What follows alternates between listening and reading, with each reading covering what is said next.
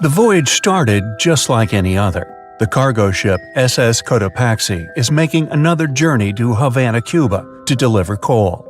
It's November 29, 1925. For Captain Meyer and his crew, leaving Charleston Port, South Carolina, it will be the last trip the ship ever makes. Its route ran through the Bermuda Triangle. 2 days into the trip, the Cotopaxi sent out a distress signal. It had got caught up in a strong tropical storm and turned over on its side. The wind was very strong and there was powerful lightning as well. Rain gradually filled the ship's hold. Then there was a bright white flash, and the ship disappeared without a trace. Later, its wreckage was found in the Gobi Desert, which is in a completely different part of the world. All 32 crew members, including the captain, were missing. Of course, the part about the Gobi Desert is fictional. For one of his movies, Steven Spielberg came up with the idea that the ship was moved there by aliens. Still, in real life, the ship was never found, and its crew really did disappear.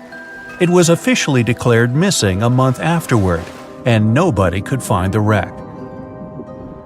It seems like a classic case of mysterious things going on in the Bermuda Triangle.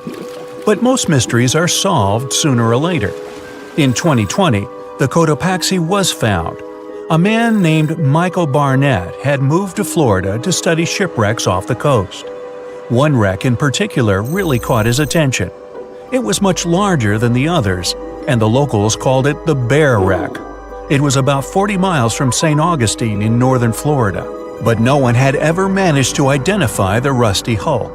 So Michael started to do some detective work. He measured the size of the shipwreck and started working through all the information he could find.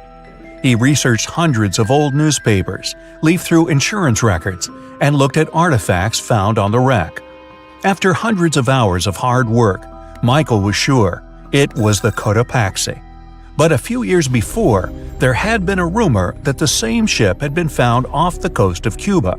The Coast Guard found the wreck of a cargo ship about the same size that looked a lot like the one lost in 1925. Michael was sure they were wrong, so he teamed up with some science journalists and kept investigating. Soon they discovered something that seemed to confirm Michael's belief. Divers found brass valves with the letters SV on them in the wreckage of the ship. Michael suggested these initials referred to Scott Valve Manufacturing Company. The headquarters of this company was in Michigan, not far from where the Cotopaxi had been built. The company had probably supplied parts for the Cotopaxi. So the puzzle seemed to be solved. The Bear Wreck was really the missing cargo ship. But Michael still needed to work out why the ship had sunk. Did something mysterious really happen to the Cotopaxi in the Bermuda Triangle? Later, Michael found the testimony of the ship's carpenter among some old papers.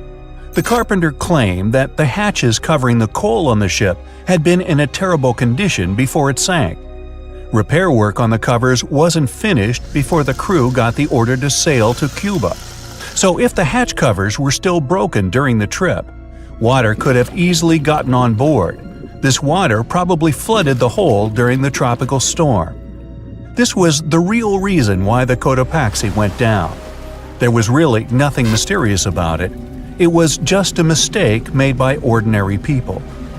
But this is just one example out of dozens or even hundreds where ships and planes have gone missing in the Bermuda Triangle. We still can't explain some of these incidents. It seems like there really is something weird going on there. One of these strange events happened in 1948.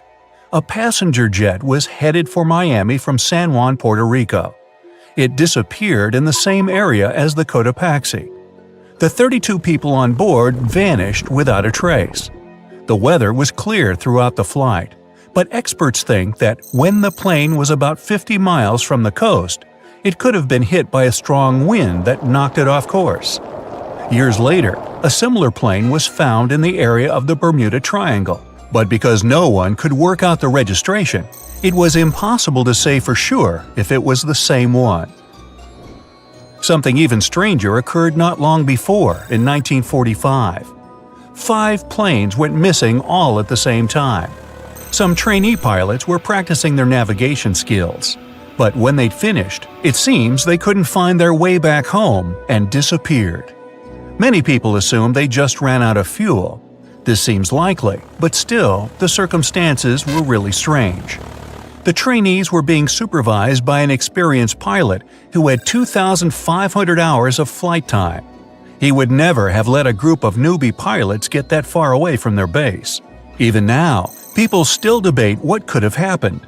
Some insist the pilots ran into something supernatural out there in the Bermuda Triangle. But who knows? And here's another freaky thing that happened there which no expert has been able to explain: time travel. In 1970, Bruce Gernon was flying a plane from Andros Island to the Florida coast. When he was at 11,500 feet, a giant cloud appeared in front of him. It kept getting bigger and bigger, and he had no choice but to fly through it. As soon as he did, the plane was surrounded by darkness. It was as if the day had turned to night in a split second. Suddenly, Bruce began to see white flashes of light around him. They were so bright that they lit up the entire sky.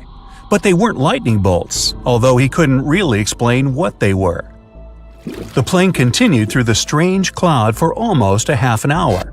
Bruce noticed that the cloud changed shape during this time. The space around the plane turned into a tunnel. Then the tunnel started narrowing. Bruce became really tense as he tried to cope with the plane's controls. All his instruments and navigation equipment were going crazy, and the electronics stopped working. Then, a white light appeared at the end of the tunnel. Just like in the movies, the plane escaped the closing cloud tunnel at the very last second. Everything was fine, but now Bruce found himself in some white fog. He had no idea where he was. Then he managed to contact ground control. He was shocked when he learned that his plane was already in the airspace above Miami. It seemed that something impossible had happened. Bruce was meant to cover a distance of about 250 miles during the flight. This usually took 1.5 hours, but he had managed it in just 47 minutes, almost 2 times faster than normal. When Bruce landed, he went to check the amount of fuel left in the tank. It turned out he'd used up a lot less than the normal amount of fuel as well. Could there be a logical explanation for the time-traveling plane? Well, records show that a large number of sunspots were detected on the surface of the sun that day, and there was a strong solar wind. This could easily have made the electronics and devices on the plane go crazy. But what about the mysterious cloud?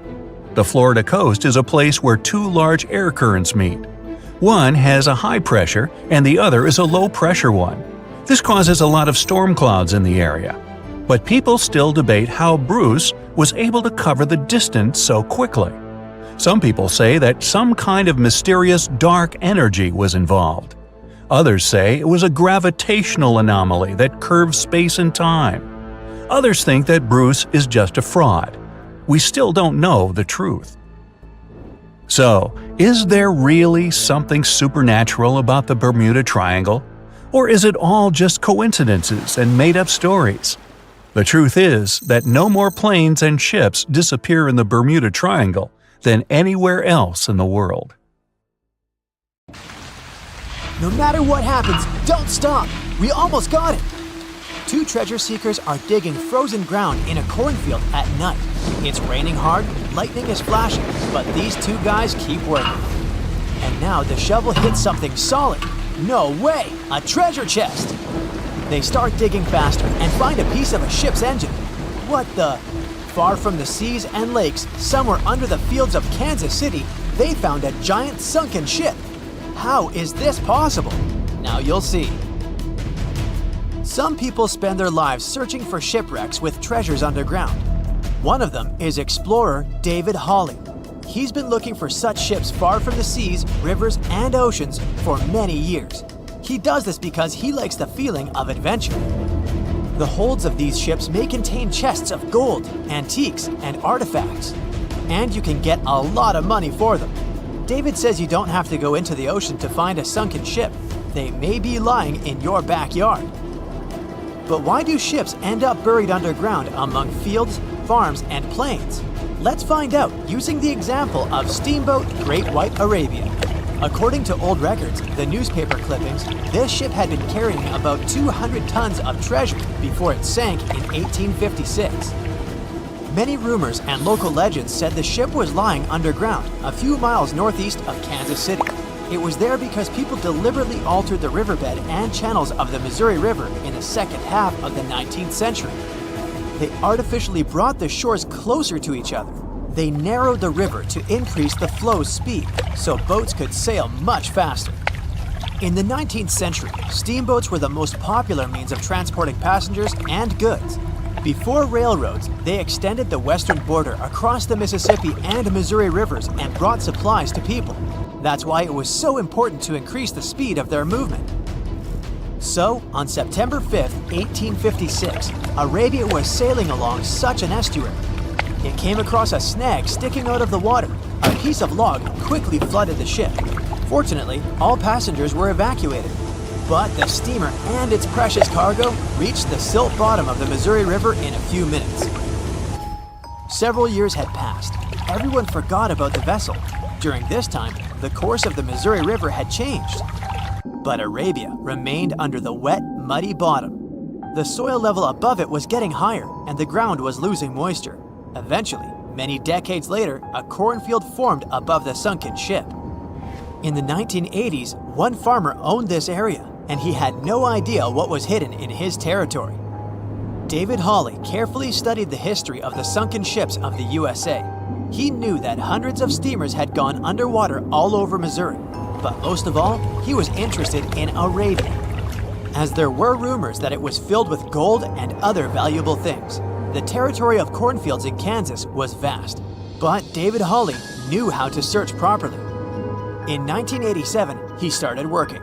First, together with his brother and father, they collected all the clippings from old newspapers they could find.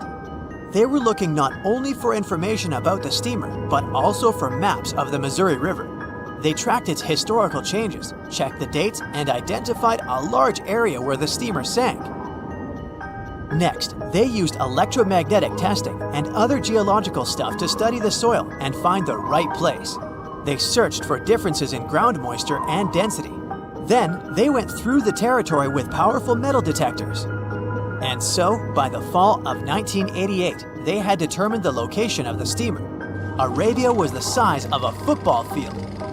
This gigantic vessel lay 45 feet underground, 4 stories down. But before they started excavating, they had to ask the owner of the cornfield for permission. For the farmer, this news was a big surprise. He agreed, on the condition that the excavations would be completed by spring so that he could sow a new crop. Digging a giant ship in winter is much more difficult and expensive than at other times. It includes additional equipment, electricity, and heating costs. The team worked day and night. They financed the excavations out of their own pocket. Each invested more than $10,000 and took out a bank loan. Finally, they noticed the first details of the ship. The shovels hit the huge engine boilers and the deck. The goal had been achieved. Most of the cargo lying inside the sunken ships is covered with rust, shells, mud, and is badly damaged. The contents of Arabia were in excellent condition, considering that the ship had sunk 130 years prior. Unfortunately, they didn't find the chests of gold. Still, they got several tons of other valuable cargo, household items of people who lived in the middle of the 19th century. It was a time capsule. The ship was carrying supplies for hundreds and thousands of people, and all these things were perfectly preserved. For example, they could clearly see the brand stamp Goodyear Rubber Company on one rubber shoe. The longer the excavations continued, the more things David and his team found. In the barrels, they found plates from the 19th century. They were intact and usable. Also, there were clean clothes, thousands of pairs of shoes, harpoons, frying pans, and umbrellas. The ship was carrying cargo to supply about 16 small towns. Yes, it's not gold, but such artifacts are also precious. The contents of the ship could be worth millions. However, the crew wasn't going to sell these things. They made a museum on the site of a former fruit market in Kansas City. If you go there, you will immediately feel like you're in a department store of the 19th century. There are thousands of items in good condition. Even the matches here are dry enough to light up. It took David many years to present the entire collection from the steamship. He values each of the items and doesn't want to sell them. Anyone can come here, pay for a ticket, and find themselves in the past. Who knows, maybe there's an old ship hidden in your backyard too. Geologists found an older vessel in the hot desert of Namibia in 2008. This ship sailed back in the days when pirates scared sailors on the seas, and now it's inside a dried-up lagoon. The ship sailed from Lisbon in 1533 and disappeared with the crew near a small diamond mining town. After almost 500 years, the hull had been badly damaged. Only the carcass of the ship remained, but the treasure hidden inside the vessel stayed intact. They carefully studied the boat for a long time, trying not to ruin anything. And then, 5 days later, they found a big old chest in the hold. Carefully opening it, they found gold coins there. Thus, the cost of the ship was estimated at about $10 million. The exact cause of the shipwreck is unknown, but experts believe the ship was destroyed by heavy cargo and bad weather. It went to the bottom of a lagoon that later became a desert. Some find an airplane in their backyard, others discover a ship, and one man found a passage to an ancient secret city in his house. This happened in Turkey in 1963. The owners of the building decided to make repairs. He went to his basement and knocked down the wall to turn this place into a living room. And so, behind one wall, he found a tunnel leading underground. The man thought it was some kind of a secret chamber. He went down there and realized it was something much more than that. It was an ancient city 18 floors deep. People built it in the years 780 to 1180 as a refuge from weather disasters and the invasion of enemies. This place also includes many underground tunnels that stretch for several miles in different directions. People could get to the town from different points using secret passages leading to these roads. The city can accommodate about 20,000 residents, livestock, and tons of food supplies. Archaeologists have also found a chapel, schools, stables, and public kitchens there.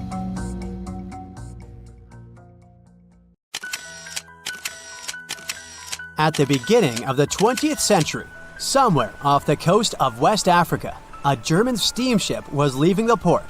Suddenly, the weather got worse, and the vessel entered a thick fog. The sailors ran aground on a sandbank close to the shore. Luckily, no one was hurt, and they were even able to save their precious cargo. But the ship was stuck in the sand for good. And it was not alone there. Nearly the entire length of the western coast of Namibia is called Skeleton Coast. If the name sounds scary, that's because it is. This 976-mile-long beach line is among the most dangerous places on Earth. The local Bushman tribes believe that their supreme deity made this land when it was angry. The Portuguese were the first Europeans to set foot in Namibia in the 15th century. And yep, they didn't like Skeleton Coast either. Portuguese explorers thought this land presented the gates to the underworld. This is the place where the Namib Desert meets the Atlantic Ocean. It might be dangerous, but it's actually beautiful. Plus, it's a UNESCO World Heritage Site. If Skeleton Coast had a PR manager, they would quit on the first day on the job. The area is not exactly tourist-friendly because of its geography and history. Beneath the sand and the waves, there is a secret ocean currently lurking for unsuspecting sailors. It's called Benguela Current. It flows towards the north along the coast of southern Africa. This part of the Atlantic is rich in marine life, but the current's land neighbor isn't that happy with the deal. This arid climate created the Namib Desert, one of the driest regions on Earth. And that marine life I just mentioned? It's sharks. 11 species of them to be exact. And yes, the great white decides to pop by once in a while. So far, we've got a desert landscape, strong currents, and sharks. Not a place for a beachside resort, definitely. But if someone ends up on Skeleton Coast, will they know they're in danger? Don't worry, they will. The beach is littered with wrecks of all sizes and shapes. If you remember that German ship I mentioned in the very beginning, its massive and rusted stern is now sticking out from the desert sand. There are some 500 wrecks in total scattered along the coast, and it's a mixed crowd, from Portuguese galleons centuries old to ships that ran ashore here in the 21st century. A modern fishing ship called Zela India managed to slip from its tow rope in 2008 and ended up on Skeleton Coast.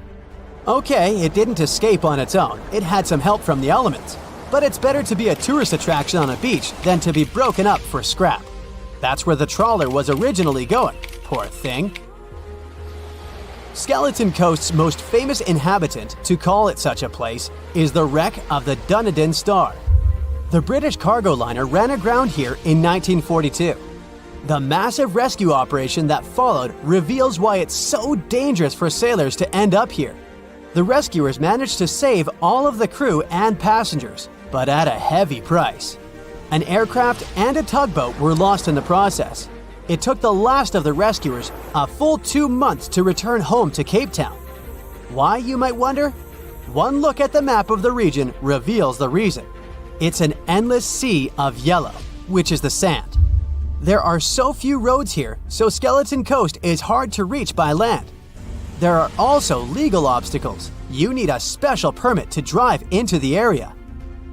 But the skeletons in the name of the area don't only refer to ships, they also stand for animal bones. Most of these belong to whales and seals.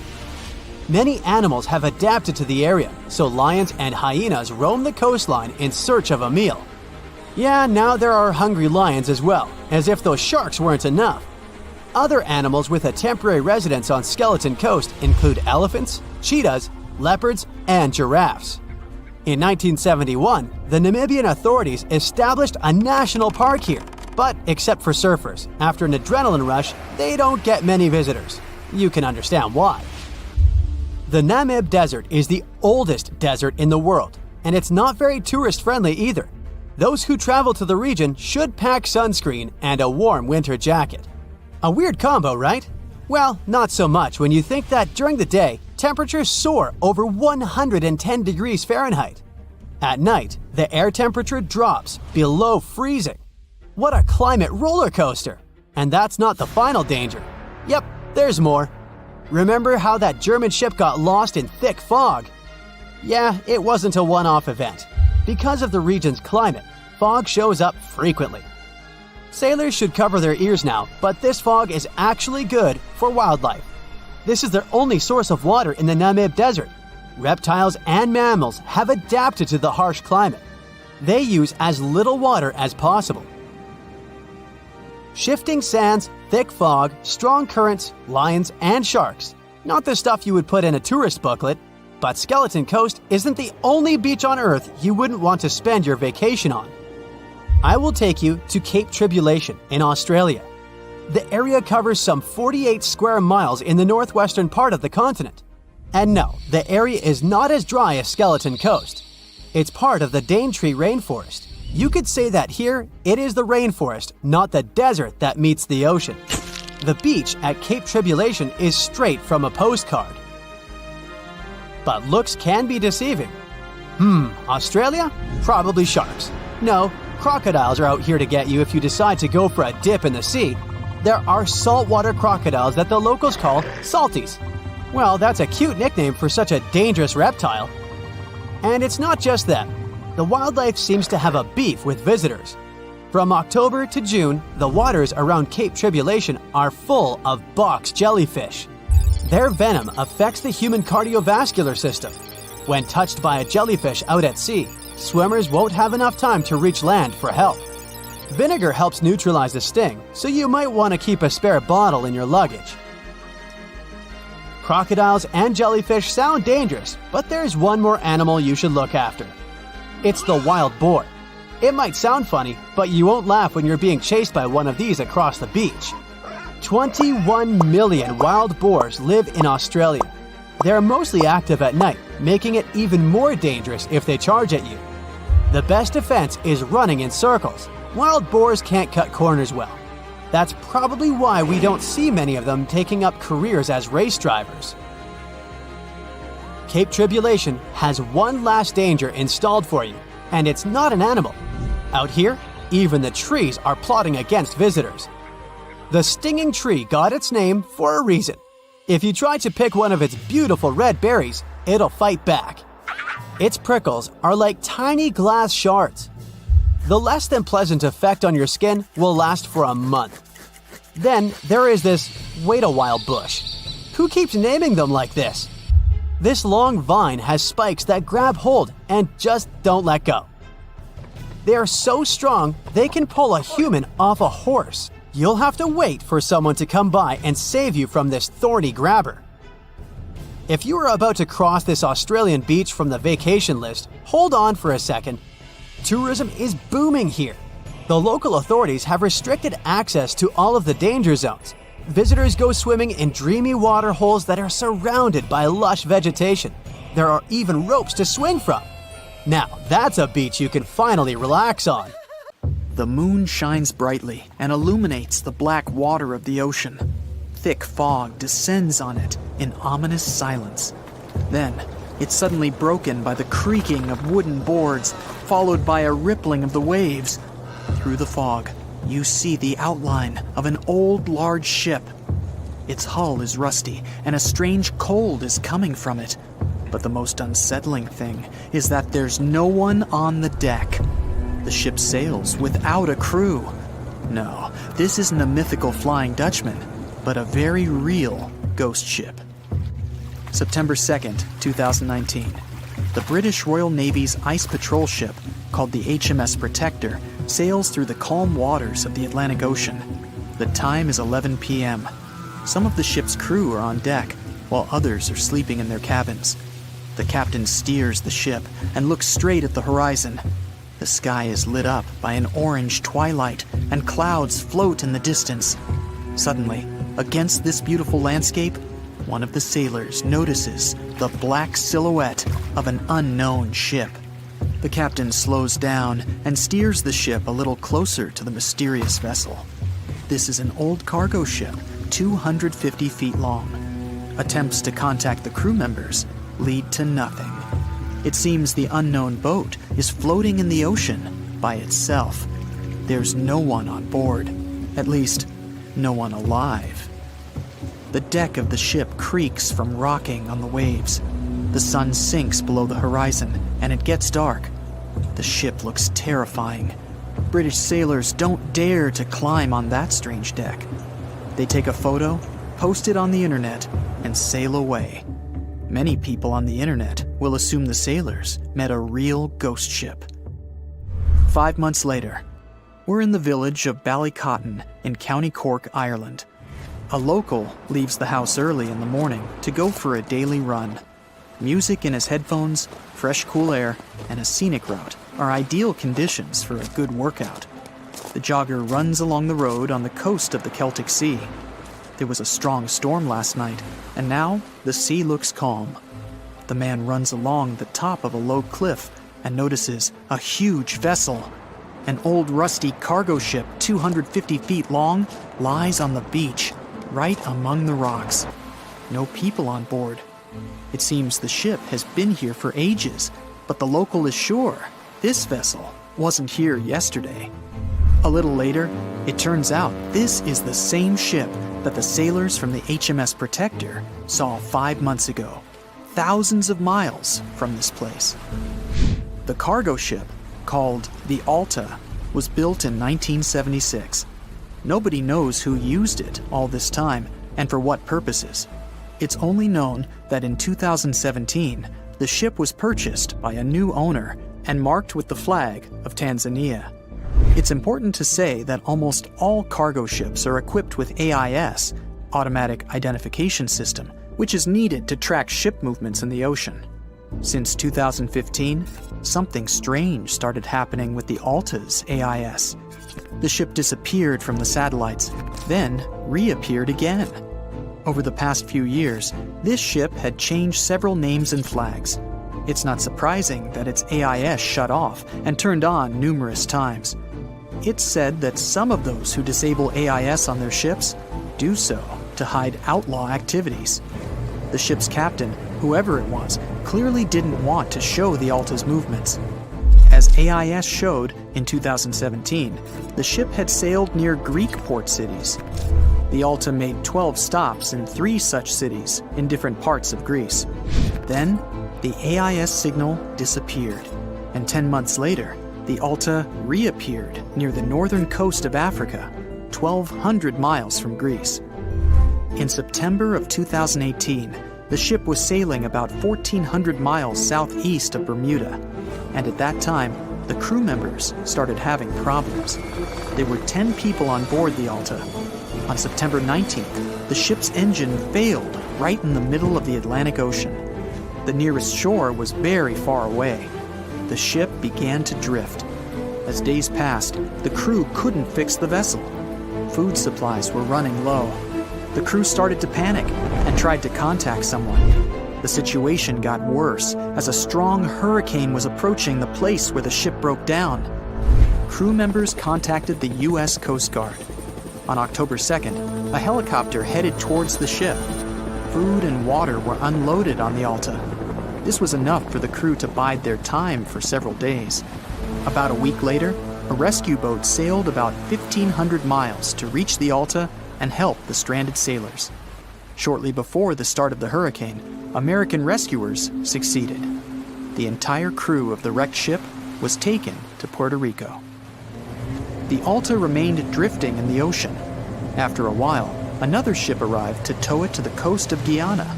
Then, something went wrong again. The ship was hijacked. Who did it and why remains a mystery to this day. But then, for some unknown reason, the thieves decided to abandon the ship and left it to drift in the ocean. For almost a year, the ship's location couldn't be tracked. Then, in September 2019, the vessel was found by the British Royal Navy.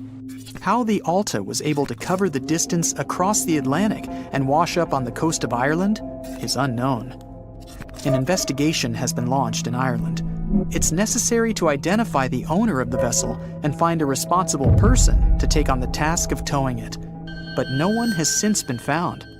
Once, an unknown person called the Irish authorities and introduced themselves as the owner of the ship, but didn't provide any evidence.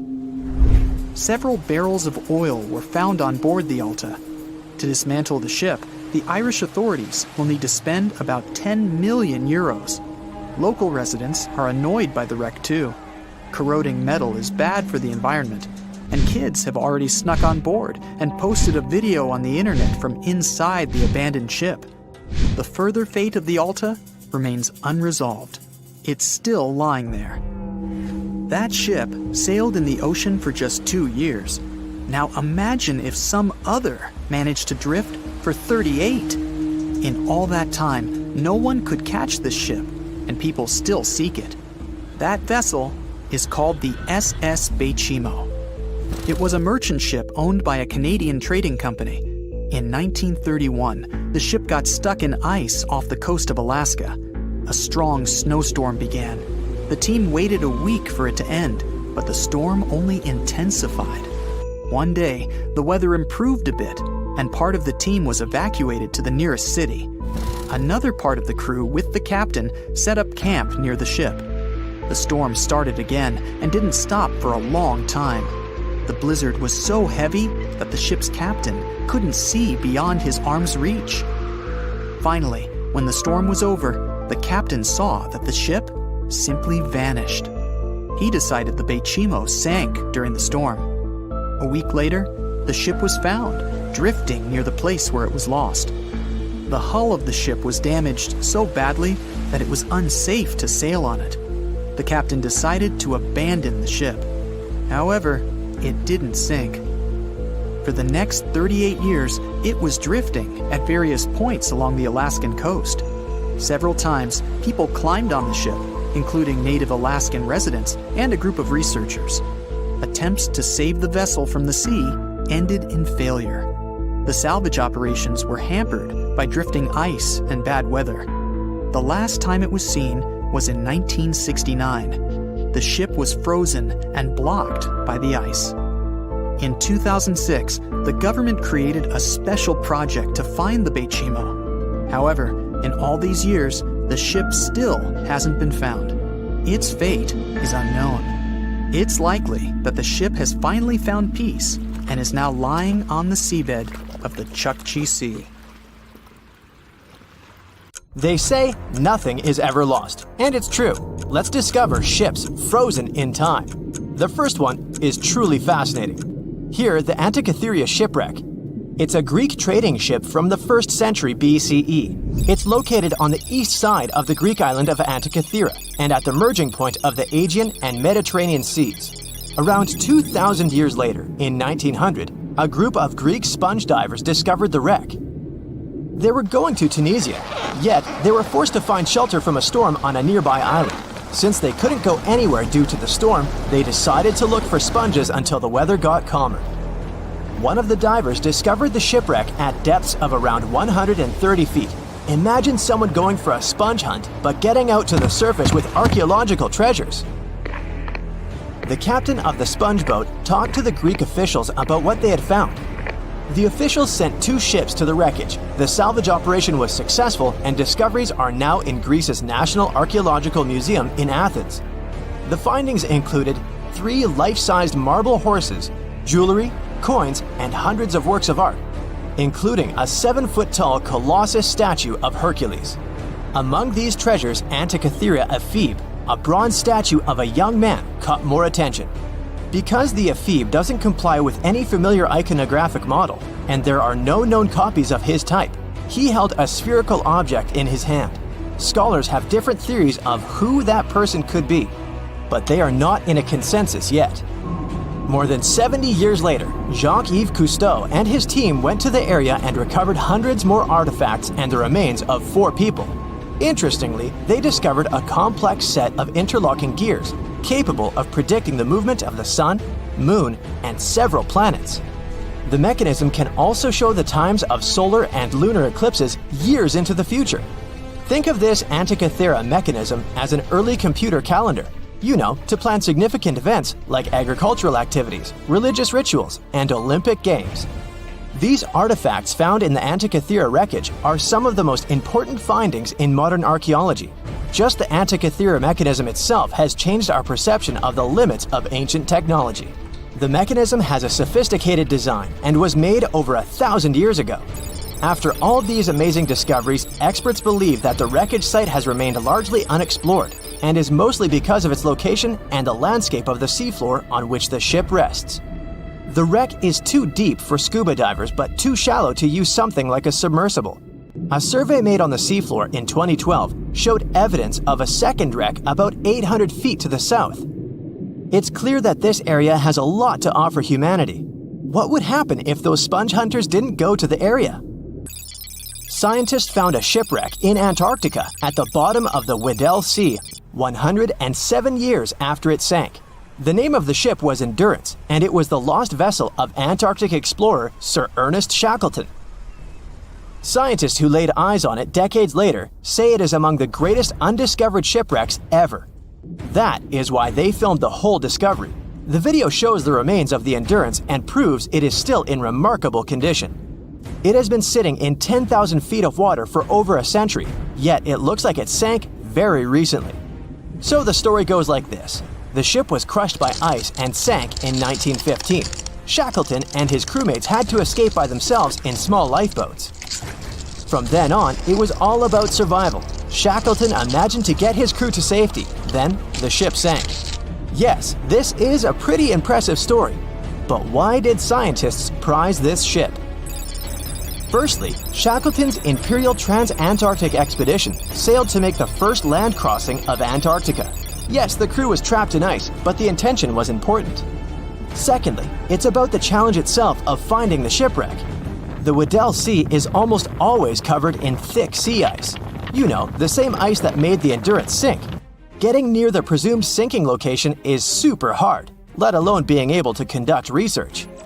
Experts of the modern expedition team foresaw the time when the lowest extent of Antarctic sea ice would come using satellite images. They realized that the weather was in their favor to start an expedition. Dr. John Shears said that they have successfully completed the world's most difficult shipwreck search, fighting against constantly shifting sea ice, blizzards, and temperatures decreasing to -0.4 degrees Fahrenheit. Yeesh, I can't imagine the worst conditions in Antarctica if these conditions are in their favor. Lastly, look at this. It's timbers. They're very much intact. Plus, you can read the ship's name. It's still visible. Marine archaeologist Menson Bound says that this is the finest wooden shipwreck he has ever discovered. He has 50 years of career experience, so I believe the guy. So how come the wood is not rotten? Dr. Michelle Taylor, a deep-sea polar biologist, said that there has been little wood deterioration because the wood-munching animals are not in this forest-free region of Antarctica. Workers of a coal mine in East Serbia discovered 3 shipwrecks that had been there for at least 1,300 years. The largest shipwreck is an ancient Roman fleet. It's around 50 feet long with a flat bottom. It's estimated that the ship could carry a crew of 30 to 35 people. Looking at its hull, you can see the marks of repairs. Wow, this one had a lengthy career. You know, it gives us insight into more than 1,000 years ago. The 2 smaller vessels, on the other hand, match descriptions of boats used by Slavic groups to attack the Roman frontier. These 2 have been discovered under mud and clay in an ancient riverbed. Apparently, in those times, there was a Roman base in a place called Viminacium City. Interestingly, Viminacium was a provincial capital with an estimated 40,000 inhabitants in the 4th century CE. For comparison, it was even larger than Pompeii. The Kostelach coal mine is a center of hidden gems. Archaeologists had found evidence of ancient human and animal activity here before. For instance, in 2012, experts found bones of at least 5 woolly mammoths, which went extinct about 10,000 years ago. Canadian archaeologists found a ship 150 years after it went missing in the Canadian Arctic waters. This merchant ship is called HMS Investigator. It was purchased in 1848 to search for the explorer Sir John Franklin's ship that got lost in the Northwest Passage expedition. So, HMS Investigator left Britain in 1850 for this rescue operation. The expedition crew, captained by Robert McClure, sailed the Investigator into the water. He realized that he was in the final leg of the Northwest Passage, the sea route across North America. But before he could sail into the Beaufort Sea, the 122-ton ship itself got stuck in the thick ice. The crew spent the winter over the Prince of Wales Strait. The following summer, McClure tried again to sail to the end of the passage, but the ice blocked his way once more. Here, too, the crew was forced to leave the ship. He steered the crew into the Bay of Mercy. There, they were to remain until 1853 when the crew of the HMS Resolute rescued them. Imagine a crew of 60 people who had to spend 3 winters in the Arctic without even knowing if they would survive.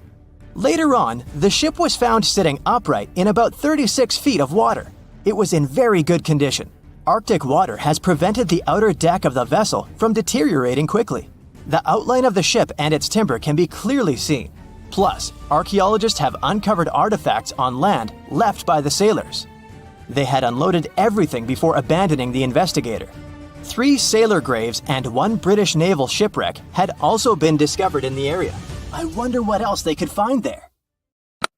Wow, it's the only place where 1 minute you're learning 17 natural ways how to get rid of houseflies, and the next, you're taking an epic journey straight into a black hole. More than 10 billion, with a B, views in total.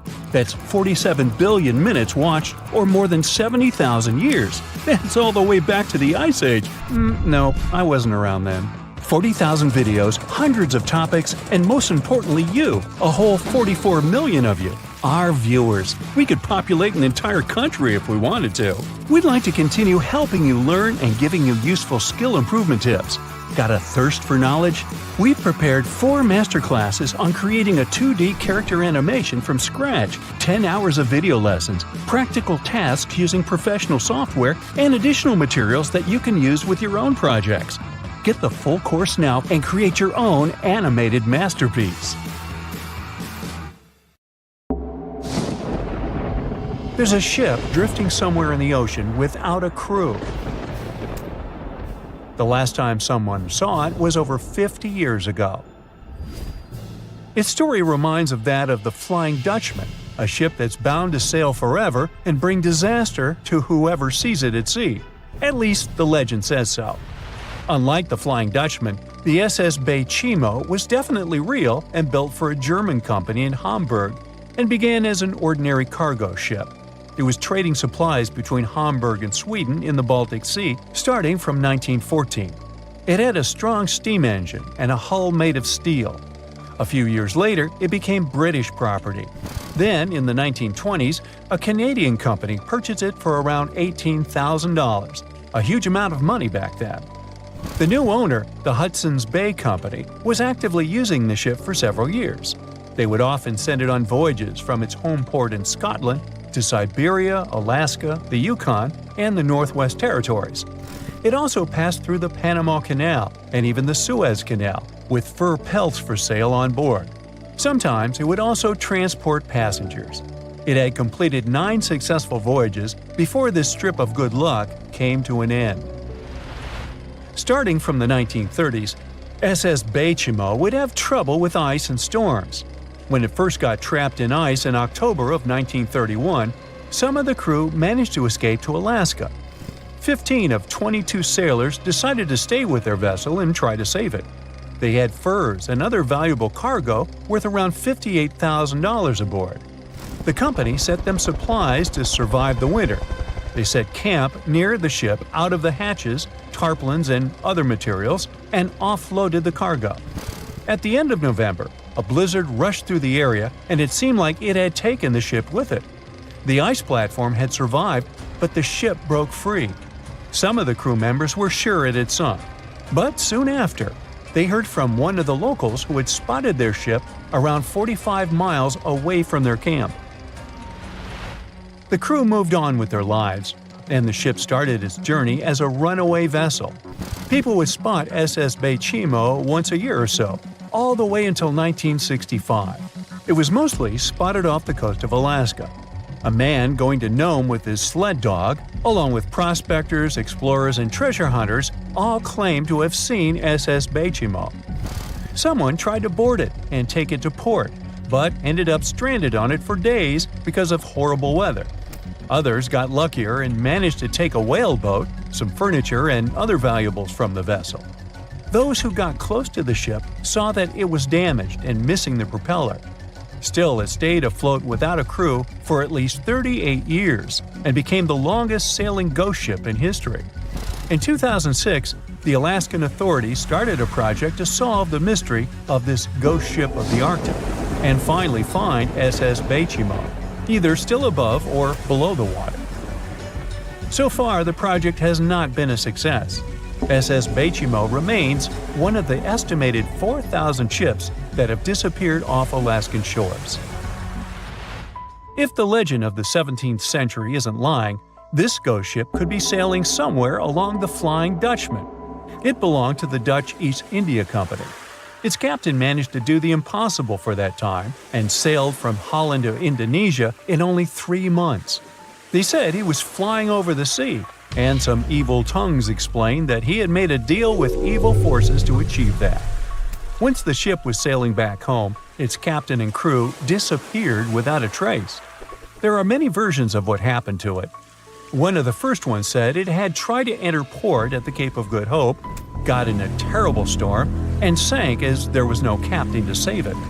Another legend says the captain had refused to obey the skies to let the ship sink during the storm. A scary life form then struck the boat and the crew, and it was condemned to forever wander without rest. Many sailors claim to have spotted the Wandering Dutchman. The Duke of York, who was to become King of England, mentioned having seen it in Australian waters. Right after spotting the ship, the man who saw it first fell from the top of the mast and didn't survive. There were more encounters with this legendary ship up to the middle of the 20th century. Ships would nearly collide with it as the Flying Dutchman jumped out of the blue. Scientists have a more logical explanation for this mystery: Fata Morgana, not to be confused with Hakuna Matata. Now, when you're out at sea on a hot day and the air is all wavy, it feels like when you look at the road on a scorching summer day. That's because of something called atmospheric refraction. When light passes through different layers of air with different temperatures and densities, it bends and twists.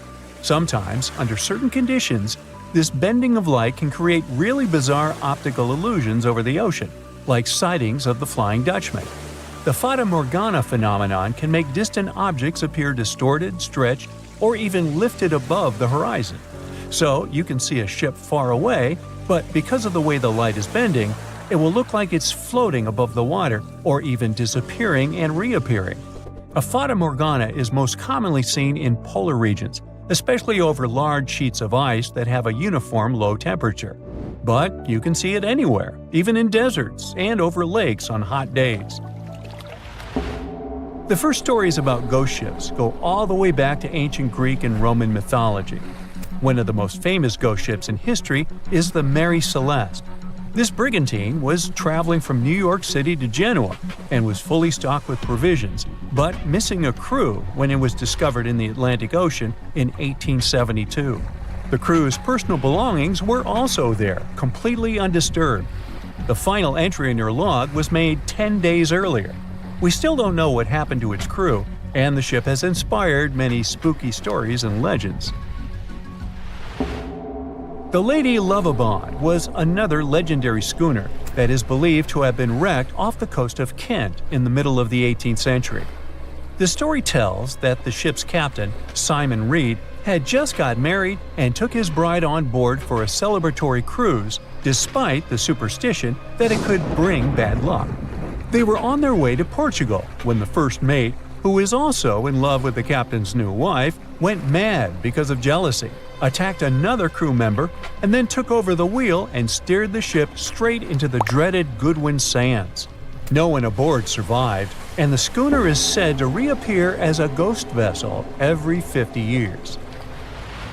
In present times, many vessels become abandoned and turned into ghost ships intentionally. There are thousands of them floating in U.S. rivers, lakes, channels, and coastal waters. Some people lose their boats in storms and other extreme weather.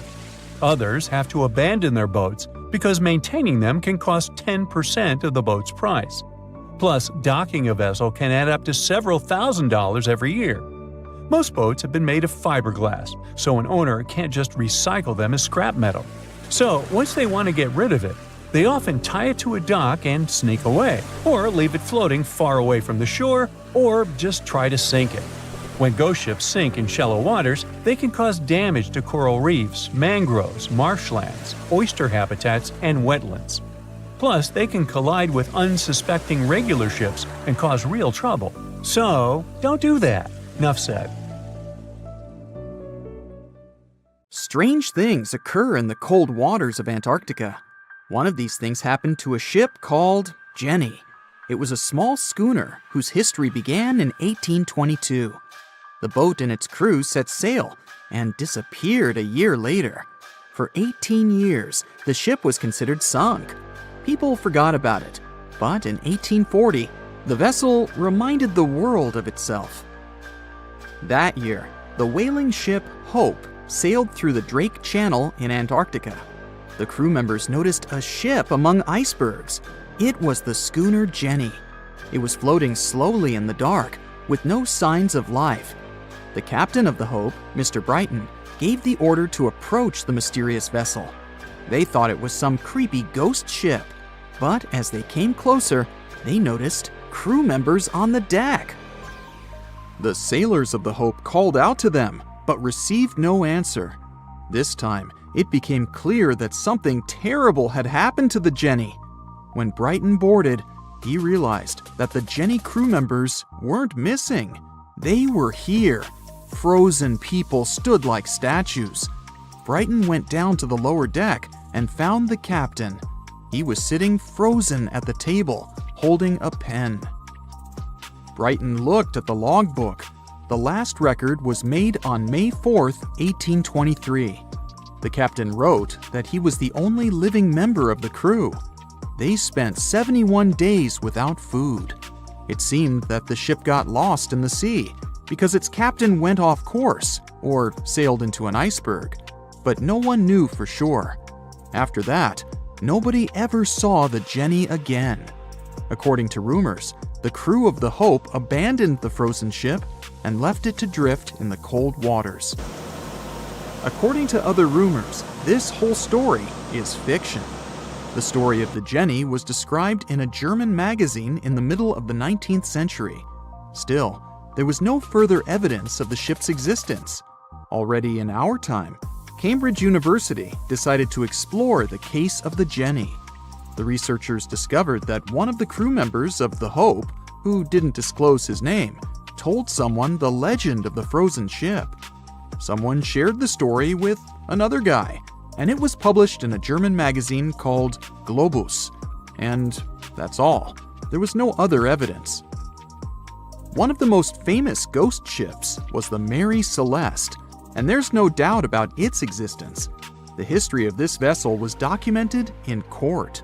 People wrote about it in newspapers, but the most exciting thing is that the ship continued to be used even after 10 people disappeared from its deck.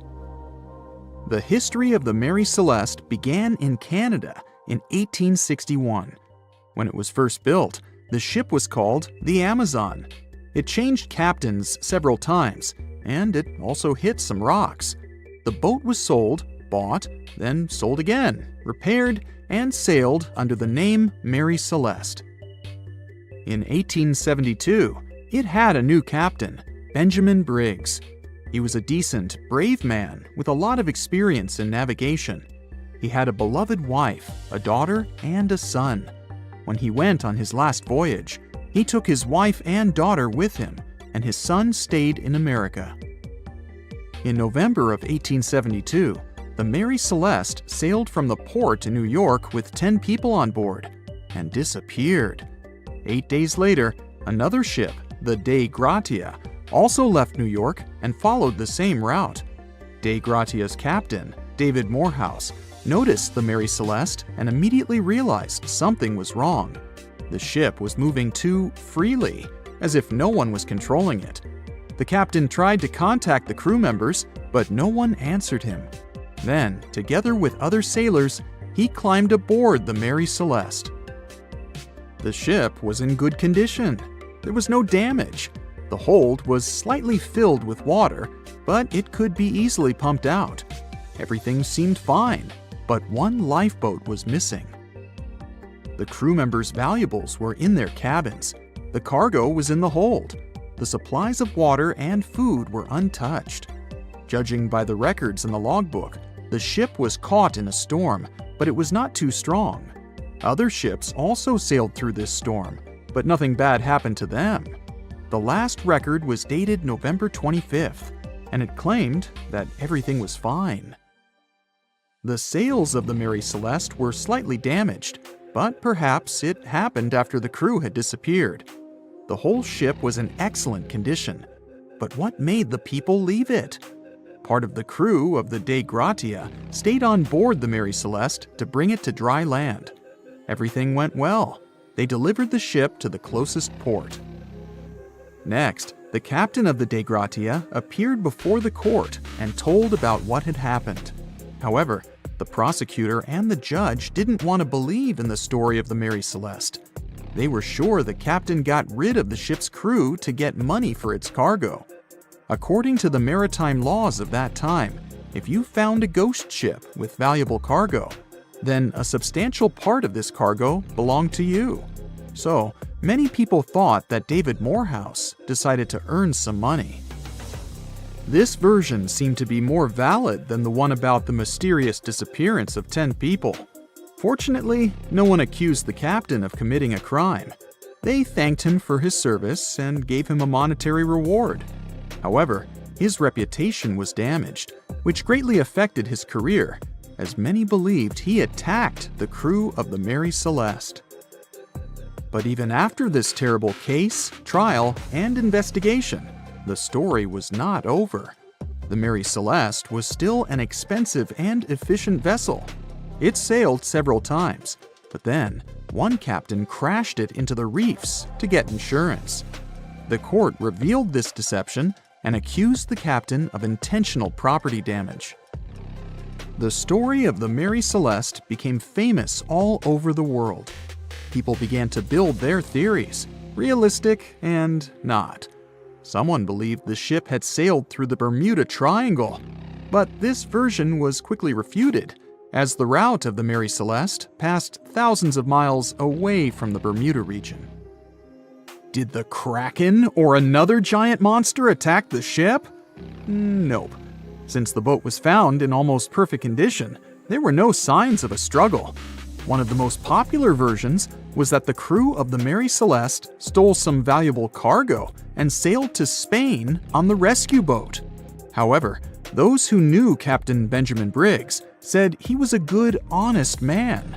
Besides, he had a son in New York, and Briggs would never leave him. A more thorough investigation revealed that a series of accidental circumstances could have caused the disappearance of the ship's crew. Before its last voyage, the vessel delivered coal. Perhaps the pump intended for pumping water got clogged with coal after that. And when the ship got into a storm, the hold filled with water and the pump broke. The captain couldn't understand the amount of water because numerous barrels in the cargo hold blocked the view. Benjamin Briggs assumed it was dangerous to stay on the ship during a storm, so he evacuated with the passengers on a lifeboat. Perhaps they were close to land and decided to sail there, but the storm intensified and overturned the boat. Also, one record in the log journal said that the chronometer was faulty. It was a device that helped to determine your location at sea using longitude. Briggs got lost and didn't know which way to sail. The storm was strong, and he couldn't determine whether the ship would sink. Perhaps Briggs decided to leave the ship in a rescue boat when he saw the coast of the Azores. The uniqueness of this ghost ship case is that, unlike many others, you can investigate it yourself. There's a lot of information about the Mary Celeste on the internet. There are documentaries and research articles. Perhaps you'll be able to notice something that others haven't seen and solve the mystery of the disappearance of 10 people. They said it was the most technologically advanced ship. They said it was unsinkable. And when it sank, they made a movie about it. These were the main reasons why the Titanic disaster became world famous. But unfortunately, this is not the only large-scale shipwreck. And sadly, there have been cases much worse than the tragedy of the Titanic.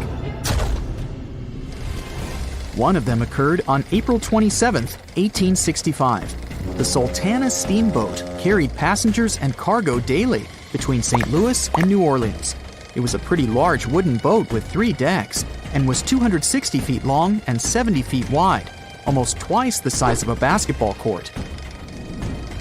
The ship could carry about 350 passengers, but on that unfortunate day, more than 2,000 people were on it. On April 23rd, she was making a routine voyage from New Orleans when it broke down. Something was wrong with the boiler, so the vessel docked in Vicksburg for repairs. At the port, the ship's captain, James Cass Mason, found out about an excellent opportunity to earn a lot of money. All he needed to do was to transfer a large group of former prisoners to the north. The captain agreed to do it, but the problem was that the boiler required a lot of time to repair. Mason was afraid that his competitors would take the job, so he decided to sail despite the malfunction the ship had. He patched up the holes in the boiler instead of a big repair and invited all the ex-prisoners on board. So, there was a broken boiler, an excess number of passengers, a lack of lifeboats, and not the best river conditions. Also, the captain refused to send the ex-prisoners to the hold, so they were all with ordinary passengers. There were strong chances for a shipwreck, but the greedy desire to earn more money was stronger. The Sultana went on a voyage and sailed up the river for 2 days. At this time, one of the biggest Mississippi floods in history began. The river overflowed its shores because of the flood, with the water level rising several feet. All the trees on the shore disappeared, and only the tops were sticking out of the water. The ship sailed opposite this powerful current, making the boiler work too hard. On the evening of April 26th, the Sultana arrived in Memphis, Tennessee, and they loaded even more, 120 tons of sugar and 200 passengers. She got incredibly heavy. Around midnight, the ship continued its dangerous journey. the captain sailed to barges to load a shipment of coal. At 1 a.m., the vessel left the barge. At 2 a.m., the broken boiler, unable to withstand the load, suddenly exploded. The Sultana was just 7 miles north of Memphis. Few people survived that day. The problem was that passengers trying to escape from the fire jumped into a cold river with a strong current. The Sultana disaster is considered the most tragic shipwreck in the history of the United States. The exact number of those who didn't survive is still unknown. According to various sources, this number was from 961 to 1,800 people. Don't be surprised that almost no one knows this story. There were many more survivors in the Titanic tragedy, and everybody heard about it. But the Sultana sank during one high-profile event. 12 days before the shipwreck, the country lost Abraham Lincoln. People hadn't yet recovered from this news, so no one paid much attention to the tragedy of the Sultana. Many catastrophes happened quite recently by historical standards. One of them occurred in 2002. The ferry La Jula was a Senegalese vessel. The ferry sailed twice a week, mainly along the coast of Dakar, carrying passengers who traded mango and palm oil. It made daily voyages and never faced severe problems thanks to modern rescue equipment and good repair service. But one day, the ship's crew discovered a malfunction and sent the boat to port. For almost a year, La Jula was in a non-working condition, awaiting repairs. But it didn't get high-quality service. After poor maintenance, the ferry set off on its last voyage. On September 26, 2002, La Jula sailed between southern Senegal and Dakar, and at 11 p.m. headed toward Gambia, where a strong storm began. The wind raised high waves, but this wasn't critical for the large passenger ship unless the number of people on board didn't exceed the established norm. La Jula was supposed to carry about 500 passengers, but had many more people that day. Too many passengers, poor repairs, and a strong storm caused severe problems for the ship. But the main factor in the shipwreck was that La Jula was only built for sailing in coastal waters, but that day, it sailed far from the shore. Big waves started rocking the boat, and at some point, it just turned upside down. The ship's deck went underwater, and its lower part stuck above the surface like an iceberg. All the passengers sitting in cabins fell on the ceiling and lost their orientation in space. There were no holes or damage in the ship's hull, and water flooded the lower decks for a long time. The vessel stood in a twisted position for several hours. Then, the boat began to sink when the water seeped through the deck and hold. The ocean was warm, but no one came to save the passengers. People had to wait almost 4 days to be rescued. Unfortunately, only a few managed to survive. The Philippines is a very dangerous area for ships. This place consists of several thousand islands and a vast area with shallow water. Ships can run aground and damage the hull with reefs and pitfalls. On September 20th, 1987, one of the most terrible disasters in navigation history occurred there. A Philippine passenger ferry called Dona Paz left one of the islands and sailed toward Manila. The sun was shining, the ocean was calm, and the visibility was good. But for some reason, the crew members didn't notice how the tanker Vector was approaching them. The two ships collided at low speed. The collision wasn't strong, but the problem was that the Vector had tons of oil on board, and the Dona Paz crashed into the cargo hold where that oil was stored. So it spilled all over the ocean, and then a spark slipped through. Not only did the two ships catch fire, but also filled with water. Both ships sank in a matter of seconds. Only a few dozen people survived that disaster. On September 27, 1854, the passenger ship Arctic sailed from Liverpool to New York. The fog came rolling down, and visibility got really bad. Another boat appeared out of the thick white haze, the French steamer Vesta. The ships were close enough to each other that a collision was inevitable. The French vessel was smaller, so it seemed to the Arctic's captain that Vesta had received a lot of damage. And while he was staring at the other ship, his boat got quickly filled with water. The captain gave the order to sail to the shore as fast as possible, but the ship's engines stopped working because of the flood. Then the ship's crew started to lower lifeboats with women and kids. Still, when rescuers found lifeboats with people, it turned out that only 87 out of 400 people survived, 65 crew members and 22 passengers. Surprisingly, there were only grown men among them. The ship's captain survived by clinging to the wreckage. All newspapers wrote about this story as one of the most terrible and shameful tragedies in navigation history. The survivors were criticized because they didn't save women and kids, and the crew members were accused of violating the law, since the safety of passengers should be higher than the safety of sailors. But despite this, none of them were brought to responsibility. Unfortunately, shipwrecks still occur to this day, but fortunately, there are fewer of them than before, thanks to modern navigation systems and radar. But no technology can guarantee there won't be a super strong storm or any other emergency that no one can foresee. Far out in the open sea on a perfectly calm day, a dot appears on the horizon. It grows in size as it gets closer, and soon you can see it's a ship. But when you look at it through the spyglass, chills go down your spine. The vessel is in perfect condition and its cargo is on board, but it's completely devoid of people, drifting listlessly along the current. That was what the captain of the Ellen Austin saw in 1881, and what brought his crew so many sorrows. In December of the previous year, the Ellen Austin, a big 210-foot-long ship, left the port of Liverpool to make its trip to New York. The ship was carrying a load of people hoping to find a better life in the New World. Captain A.J. Griffin took the vessel due southwest for a shorter voyage, and a few weeks into 1881, they found themselves north of the Sargasso Sea, known for its lack of winds and strong circling currents.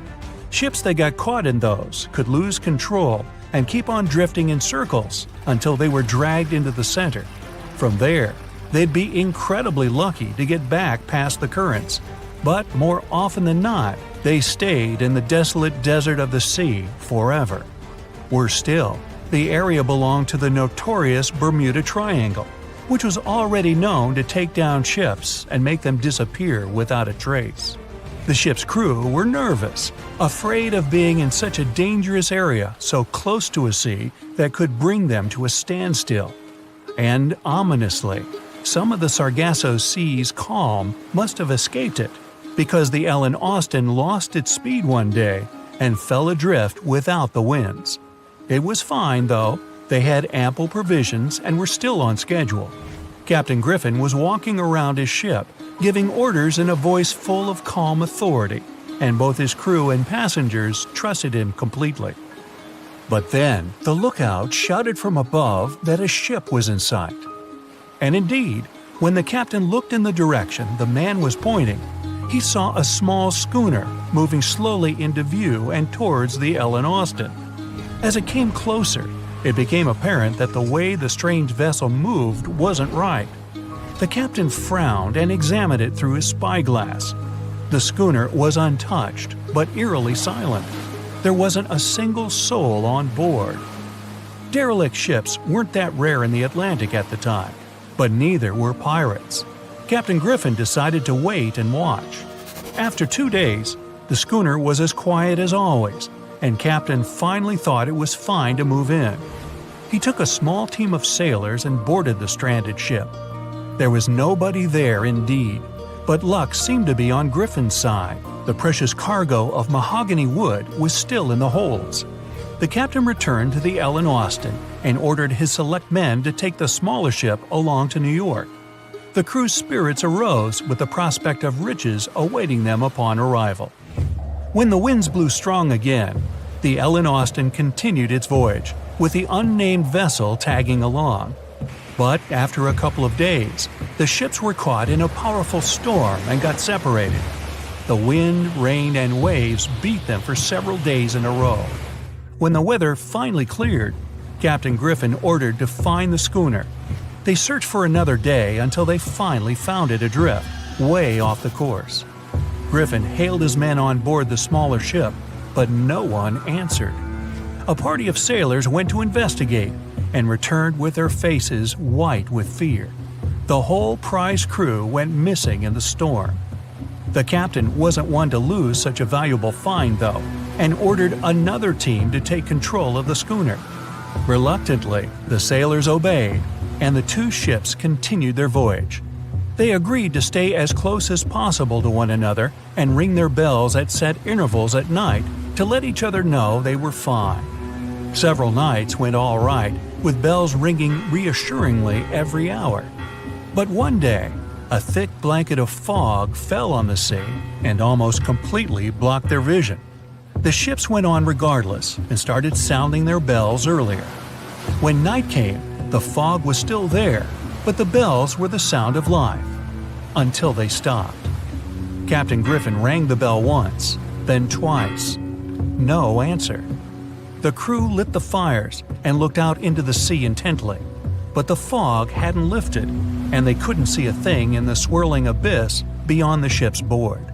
Nobody could sleep that night, and they waited in silence until the break of dawn. The first rays of sun made the fog slowly disperse, and the whole crew went to the edge of the deck with heavy hearts. There was still hope in them, until the last strands of the mist went away, revealing a vast, calm, and most importantly, empty ocean. The nameless schooner was gone, and so was the second team of the Ellen Austin sailors. The ship sailed the rest of the way to New York in grave silence.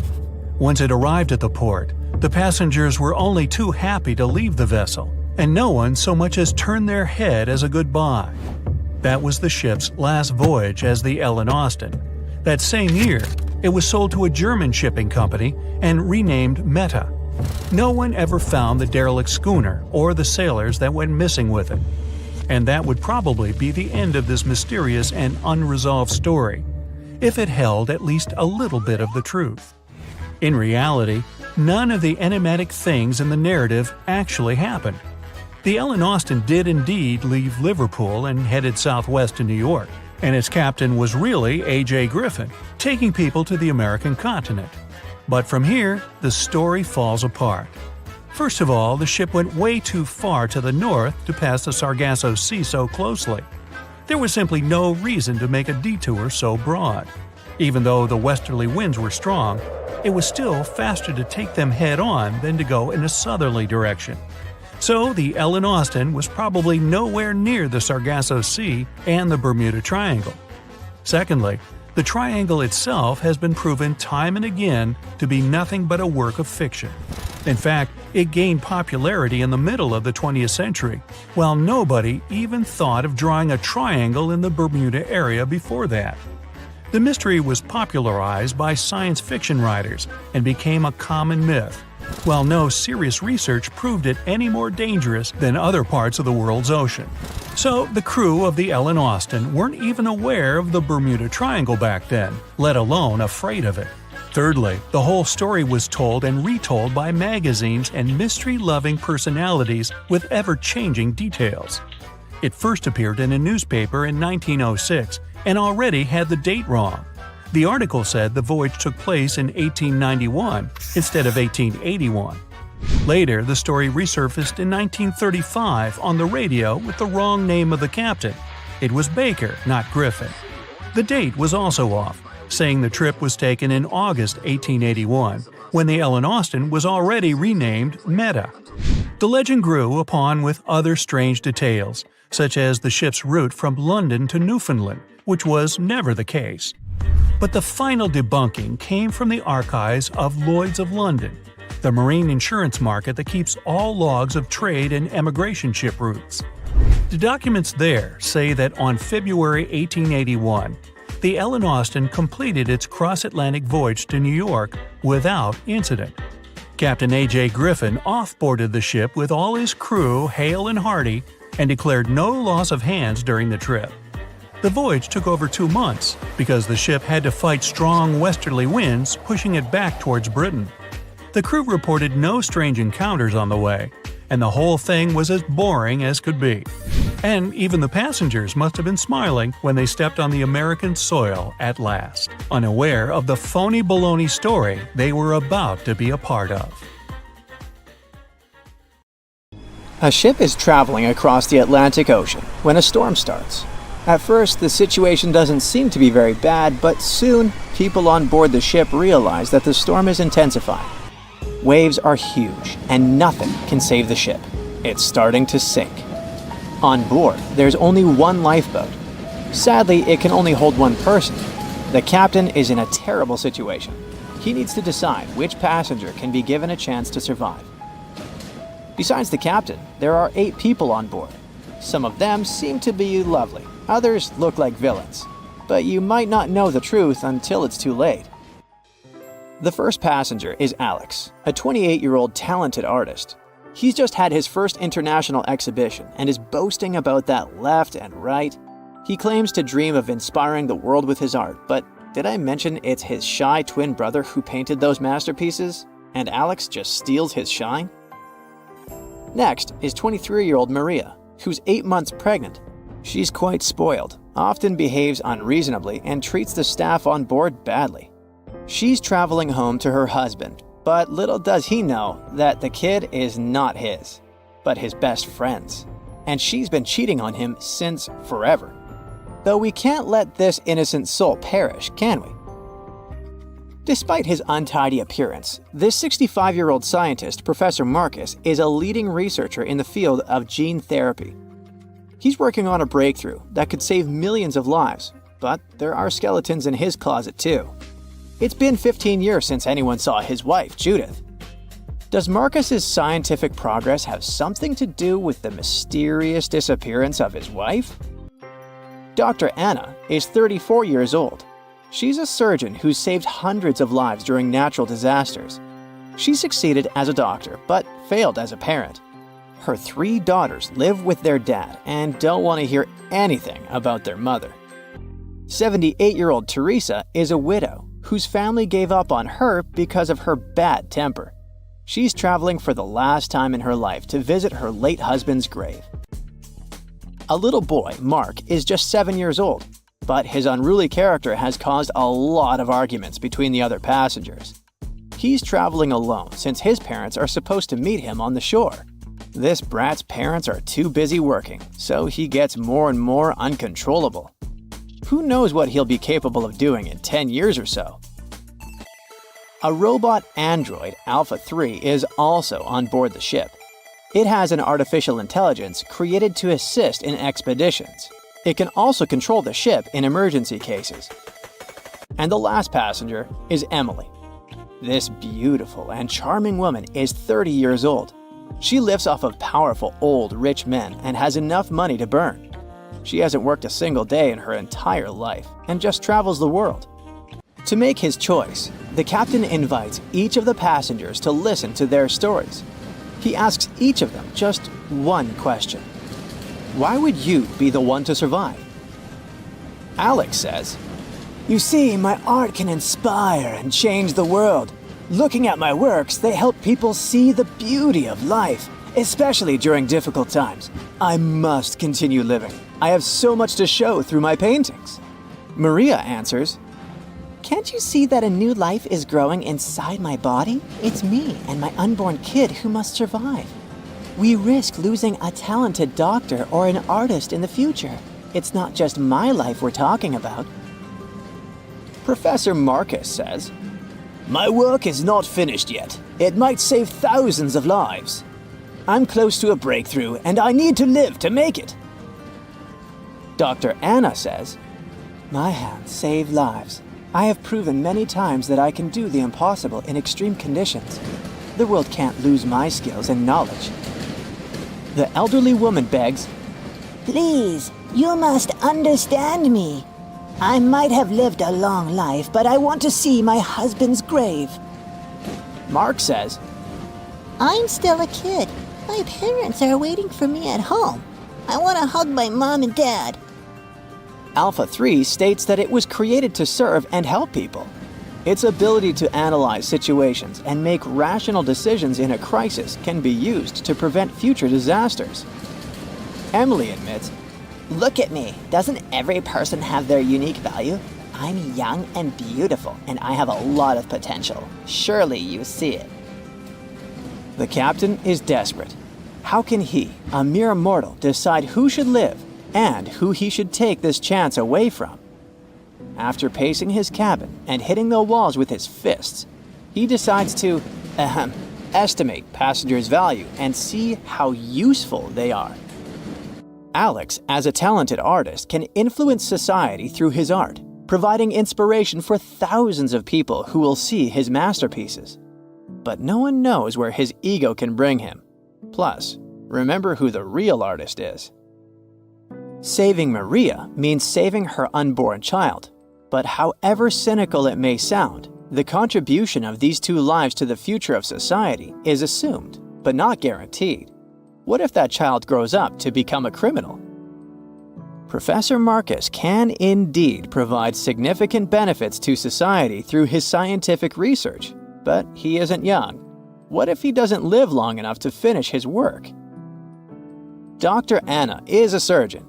She's already saved a lot of lives and will definitely continue to do so in the future. Her ability to provide immediate medical assistance in critical situations makes her one of the most valuable candidates for survival, since she can directly and regularly save lives. At the same time, she is a terrible mother, and it'll definitely influence the lives of her daughters. Teresa is living history and experience, but unfortunately, her ability to continue contributing to society is limited. In simple words, she's old, and we don't know how much time she has left. Mark is in a similar situation. He has the potential for a long and productive life, but his immediate contribution to society is limited. His survival is based on the potential for future contribution, which is difficult to estimate at the moment. Alpha 3 can provide valuable technical assistance and functional support, but as a robot, it does not add to human well-being directly. As for Emily, despite her beauty, her achievements are minimal. On the other hand, she's only dating wealthy and influential people, and thus has a lot of influence on society of her own. Now, from the perspective of how much profit each of the passengers can bring, saving Dr. Anna seems to be one of the most logical choices. Her knowledge and skills can save many lives in the future, which means the greatest good for the greatest number. But let's have a look at the captain's choice. In the end, after listening to all the passengers and pressed for time, the man decides to save Emily. Can you figure out why he's made such an unexpected choice? Write your answer in the comments below. You can also pause the video to think it over. Okay, I suppose you're ready for the answer to be revealed. You see, even though each passenger presented very compelling arguments for why they should be saved, the captain was particularly moved by Emily's charm and attractiveness. And even though there were more logical candidates in terms of utilitarianism and humanism, the captain succumbed to his personal feelings and preferences, which influenced his decision. This riddle illustrates that in real life, people often make choices based on their sympathies and preferences rather than logic or public benefit. This is because emotions and personal relationships can have a strong influence on our perception of situations and decision-making. Here's a real-life example. HR managers tend to choose candidates they like or share common interests with, and it doesn't matter that other candidates might have more suitable skills or experience. This phenomenon is known as the similarity effect. Now, I've got an important question for you. Which passenger would you save? Share your choice in the comments. But I'd like to remind you that there is no correct answer. The movie Jaws came out in 1975, and since then, people have been terrified of sharks. Some people fear seeing a great white's head come out of their showers, not to mention the fear of running into one at your local pool. Of course, none of this is actually possible, but some other scary shark stuff is. Like, yes, sharks can attack boats. They probably won't sink one. It depends on the size of the shark and the size of the boat. Today, we're diving deep into the facts and myths about the sea's biggest predator. It was the year 1953. On a typical July morning, two fishers set out on their daily lobster harvest. They took their white-hulled dory out to sea off the coast of Cape Breton Island in Nova Scotia, Canada. Since it was the lobster season, the sea was dotted with several dories spread out across the water. But that day, something strange happened. As soon as they put the dory at sea, they noticed a large dorsal fin chasing after their boat. They were surprised to see that the shark would follow their boat's every move. For an entire week, they took out their white dory from the harbor, and the shark followed them around. Until one morning, as the men were alone at sea, the shark charged at full speed at the boat and smashed a 7-inch hole in its bottom. The boat turned over, and both men fell into the water. The shark didn't come after the men, though. Instead, it swam away and disappeared for good. To clarify, a dory is a small, fragile boat usually measuring 16 to 23 feet long. So how long did that shark need to be in order to sink it? Well, as soon as the boat was retrieved from the ocean, researchers found something interesting. One of the shark's teeth was found stuck in the hull. According to Harvard experts that analyzed the tooth, it most certainly belonged to a 12-foot white shark that weighed around 1,200 pounds. One thing intrigued scientists a whole lot. The great white didn't seem to be interested in the men aboard, but rather in the boat itself. The question is, why? Some people suppose that this great white followed the dory around because it was white, and the animal probably thought it was some big white mammal. It's not the first boat a shark has attacked. You see, sharks don't attempt to sink boats because they're mean and evil. Rather, it's due to murky waters and hard materials that make them mistake inanimate objects for their usual lunch menu. But that's not what we've learned from popular culture. In Jaws, the protagonist shark managed to poke several holes in the orca as it rammed the boat. The orca was a Nova Scotia-style fishing boat made out of wood planks. It wasn't a huge boat, so it seemed plausible that a great white could ram it. But, according to Mythbusters, that's very far from the truth. A great white swimming at its maximum speed wouldn't be able to take down a medium-sized fishing vessel. The same goes for bigger boats. Some bull sharks or great whites can turn over smaller vessels, though, like kayaks or small boats. If this happens, it's most likely because they think it's a sea mammal and nudge it before taking the first bite.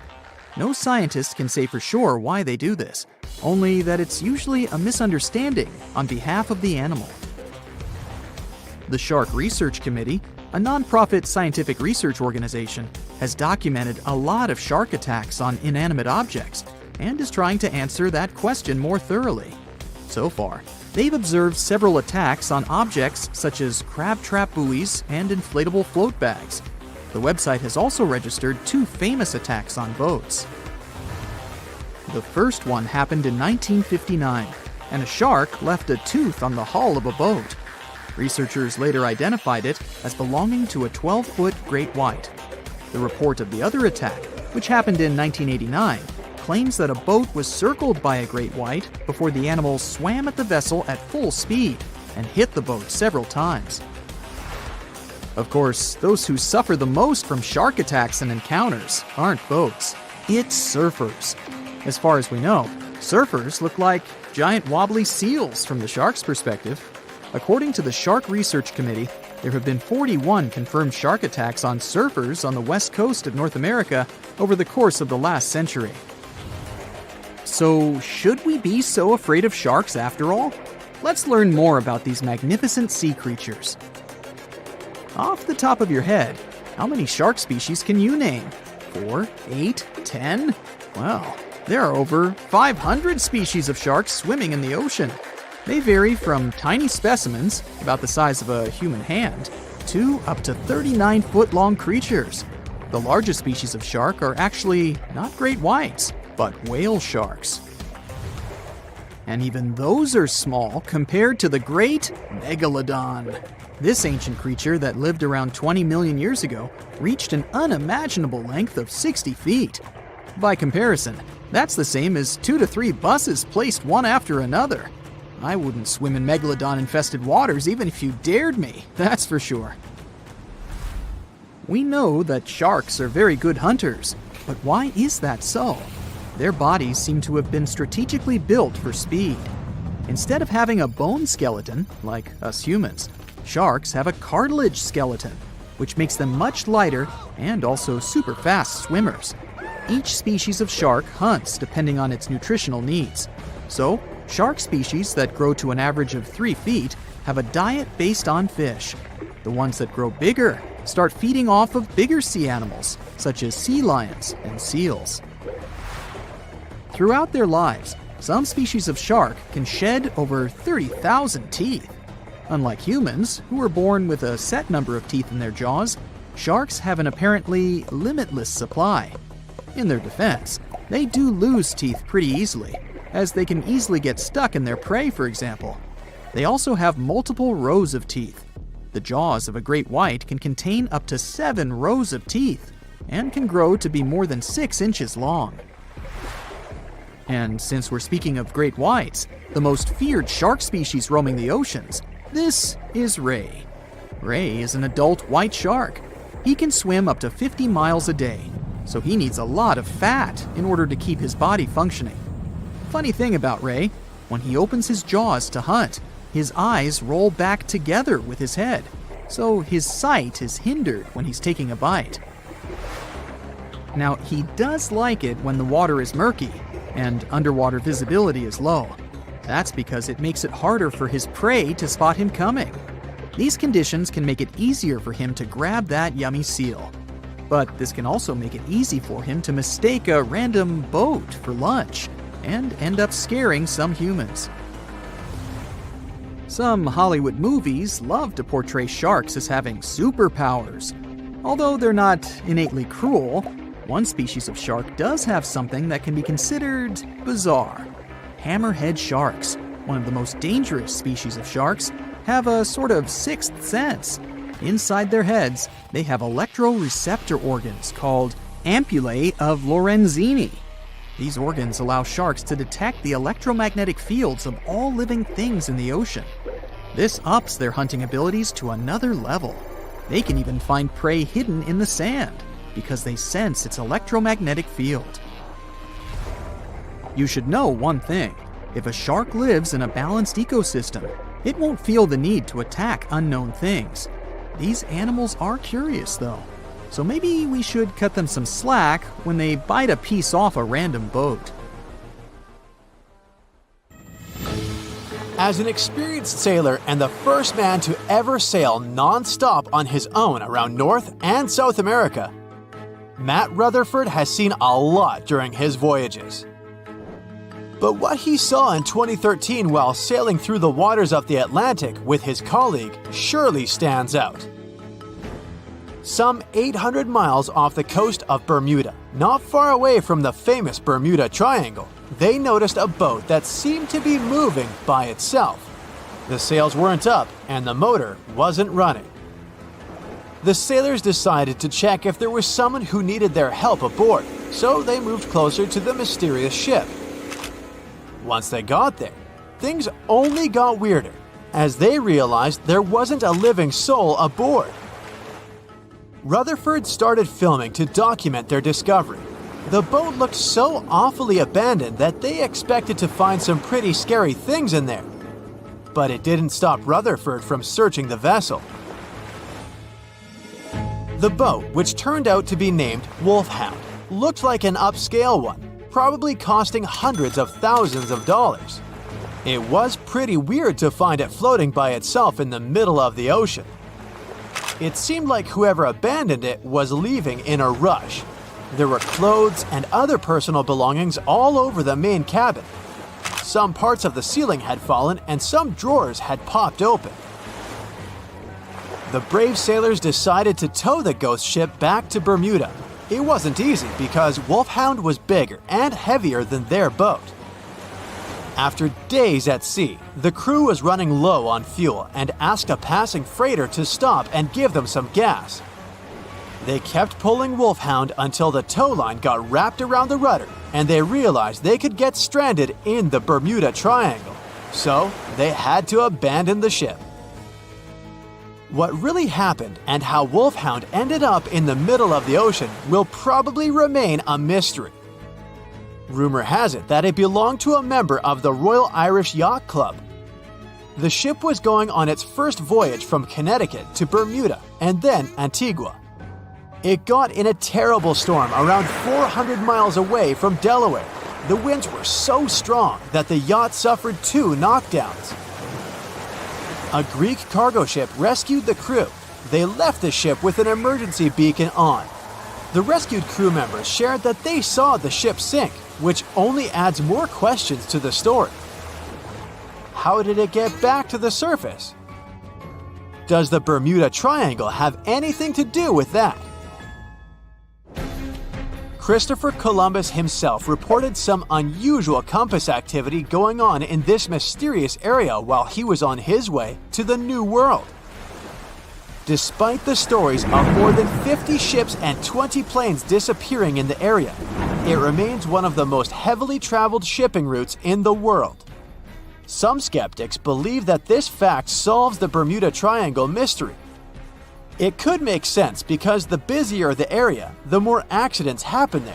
But then again, it's not the number of disappearances that makes the place so mysterious. It's the lack of explanation and wreckage lost for good. The first ever confirmed ship to vanish in the Bermuda Triangle was the USS Pickering. In 1800, it departed from the US on its way to the West Indies. The ship sailed into the Bermuda Triangle along with its 90-man crew. No one ever heard anything from them ever since. The popular explanation is that the ship was taken out by a storm. But because no one found any wreckage, we'll never know for sure. The largest ship that has ever disappeared in this mysterious area was the USS Cyclops. In March 1918, carrying a crew of 306 people, the USS Cyclops left Barbados and headed home to Baltimore. The ship passed through the Bermuda Triangle on its journey and vanished into thin air, or rather, water. The Cyclops never sent any distress signal and disappeared without any explanation or trace. The Bermuda Triangle isn't the only place in the world where ships go missing or mysteriously resurface. One of the most famous ghost ship stories would be of SS Bechimo. The large cargo steamer was built in Sweden. On October 1st, 1931, it got caught in pack ice. The crew decided to wait it out and managed to break free after a couple of days, only to get trapped again in less than a week. This time, they didn't manage to make it out. A rescue team went by air to save 22 of the crew members. 15 other members stayed in a wooden shelter they built not far away from the ship. Their plan was to wait out the winter and get back aboard. At the end of November, a strong blizzard was rushing through the area. When it was over, Bechimo seemed to have gone away with the storm. The captain decided it must have broken and sunk, but a few days later, a local hunter informed them that he had seen the ship around 45 miles away from their camp. The crew managed to find the ship and took the most valuable cargo from its hold. They had fears that Bechimo wouldn't live through that rough water, but it did manage to survive after all. Once the ice was gone, it floated away and ended up drifting along the shores of Canada and Alaska. Many people reported seeing the ghost ship in an open sea. Some even tried to board it to save the ship, but the weather didn't allow it to happen. The last time someone saw SS Bechimo was in 1969, 38 years after its crew had left it. It could still be drifting somewhere in the ocean. The story of MV Hoita happened in the South Pacific. The ship was originally a wooden luxury yacht. After serving for 20 years to various owners, it became a merchant ship. In 1959, it set on a trading voyage that was supposed to last around 2 days. When it didn't reach its destination on time, no one was worried at first as things happen in the open waters. After another day, and no distress signals from the Hoita, it was obvious that something serious was going on with it. There were 25 people aboard, and their families wanted to find them. A search and rescue crew worked for 6 days looking for the ship, or at least its wreckage, in an area of nearly 100,000 square miles. That's 1.5 times as big as Florida. Sadly, the mission had come back with no results. It seemed like Hoita had disappeared without a trace. A month later, another merchant ship noticed Hoita drifting in the ocean, miles and miles away from its original route, and none of the crew members or passengers were on board. The cargo had also disappeared. The lifeboats were also gone, so the people must have escaped the ship hoping to save themselves. It turned out that the crew had been trying to get help as they tuned the radio to the International Distress Channel. But the damaged cable didn't let them send the signal any further than 2 miles. It also looked like when they were leaving the ship, the crew took the logbook with them, and we still don't know what exactly happened to Hoita. Family members of those who were on board are still looking for answers. One professor claims it must have been a corroded pipe that leaked and flooded the vessel, but we'll most likely never know for sure. In the Pacific Ocean, near Japan, there is an area nicknamed the Devil's Sea. It's believed to be one of the 12 vile vortices around the Earth. Some people claim that vile vortices have weird things going on in them because the pull of the planet's electromagnetic waves is stronger there than anywhere else. The most famous ship that disappeared in the area was a fishery patrol vessel in 1952. The ship went there to investigate the vessels that went missing previously and disappeared along with 31 crew members. Scientists who don't believe it was a mysterious disappearance blame the underwater volcano eruption for what happened. So in 2017, over 25 million people boarded cruise ships all over the world. Now, if you're keeping count, that's more than the total population of Greece. It's become America's favorite choice when it comes to going on vacation. It's easy to see why hopping aboard a cruise ship becomes more popular each year. Heading out on a cruise is also coming back in style with newer generations. 2/3 of Gen Y and millennials say that cruising is their new preferred type of vacation. How's that? Well, let's see. It's easy to plan in advance. On board, you can find activities for all family members, and you get a chance to visit several different destinations in one trip. An added bonus of booking a cruise? You can sample various places for a future time off. The entertainment on board is often top-notch, providing passengers with an added taste of luxury. And the amenities and accommodations are generally very reliable. Not to mention that it gives tourists that feeling of actually getting away from everything that people strive for while out of the office. Royal Caribbean International is one of the largest cruise lines in the world, with just over 19% of the cruise market as of 2018. Its current fleet is divided into many different classes of ships, including the Voyager class, Radiance, and Quantum. The latest addition to the Royal Caribbean International's impressive fleet was built in 2018. Wonder of the Seas is now the largest cruise ship in the world.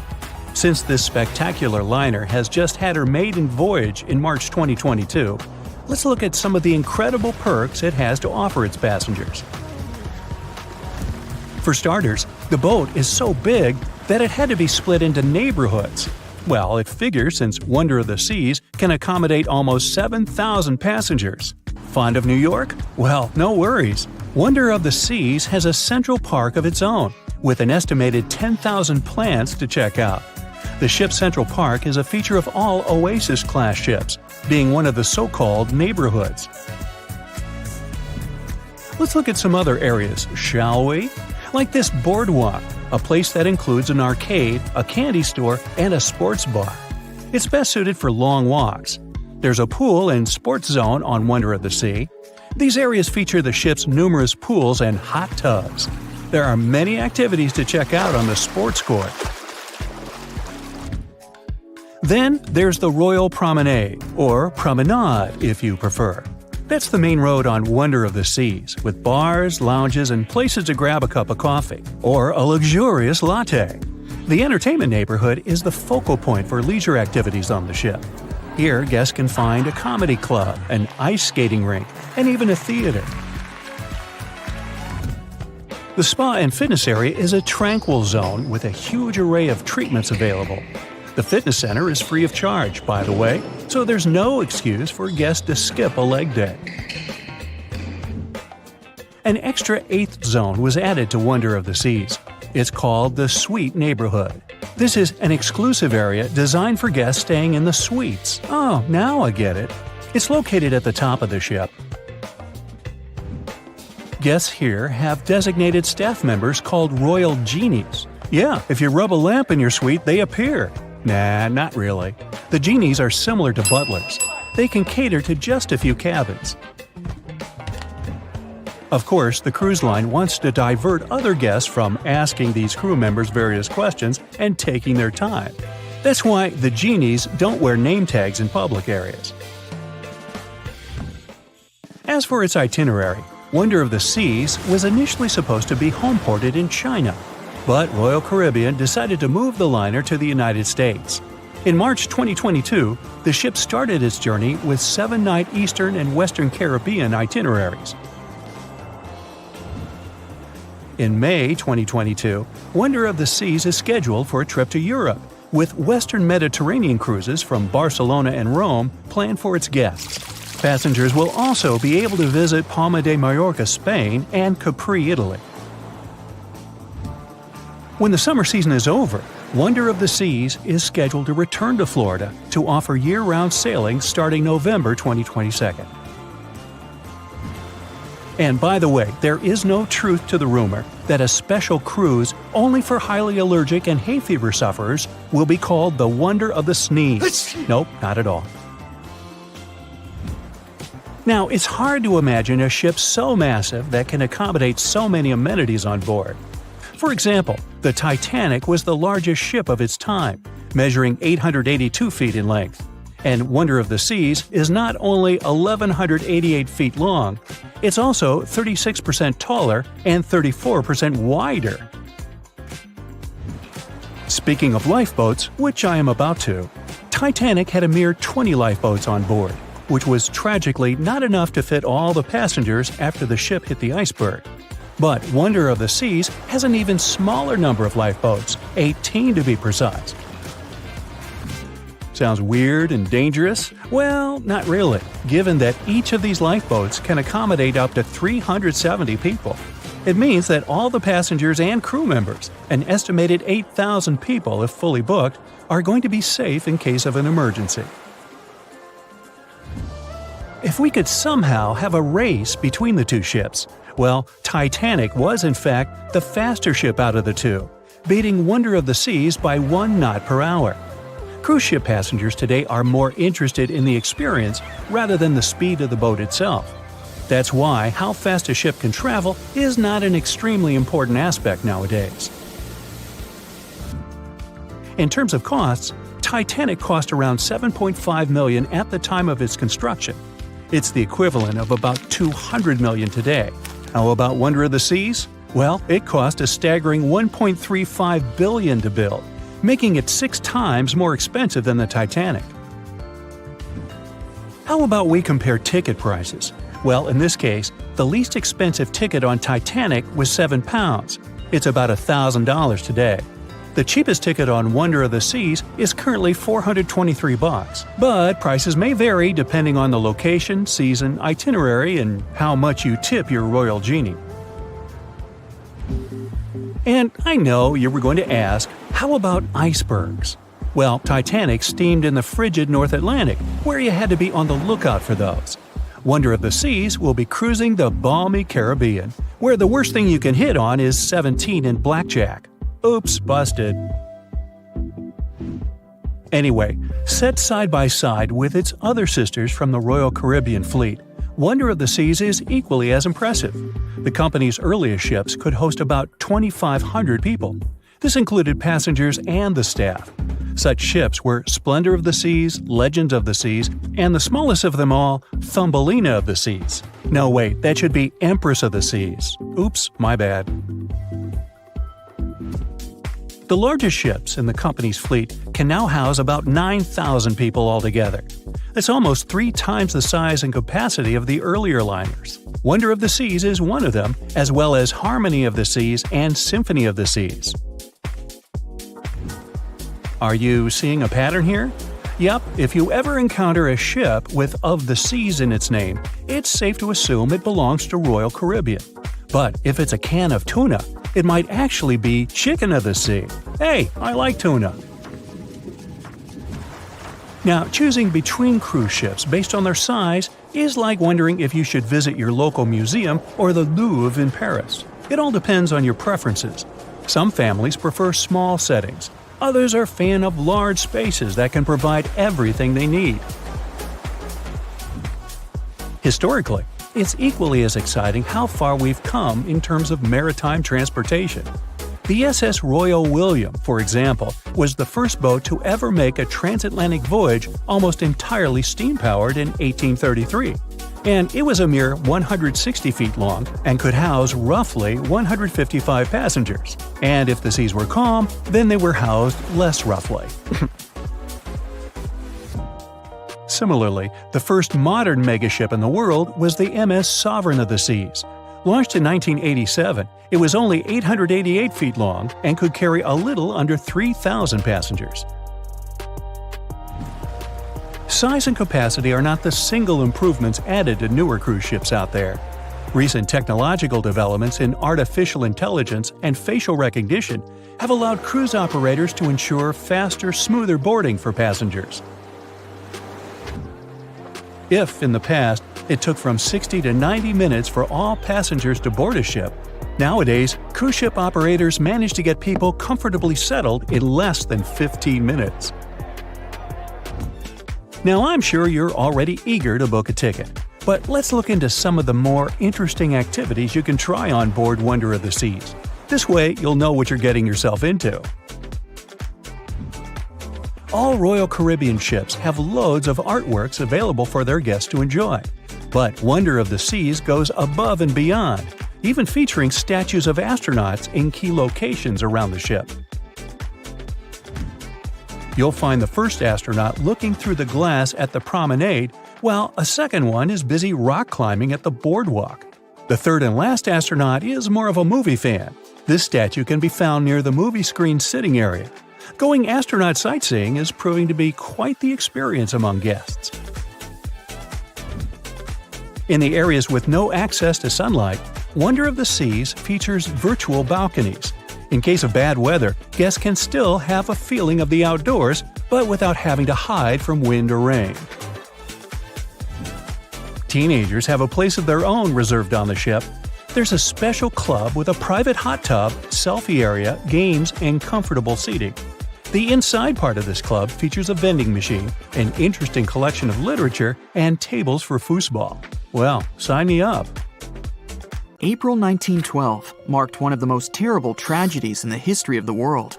The most unsinkable vessel, the pinnacle of engineering at that time, the huge Titanic, sank.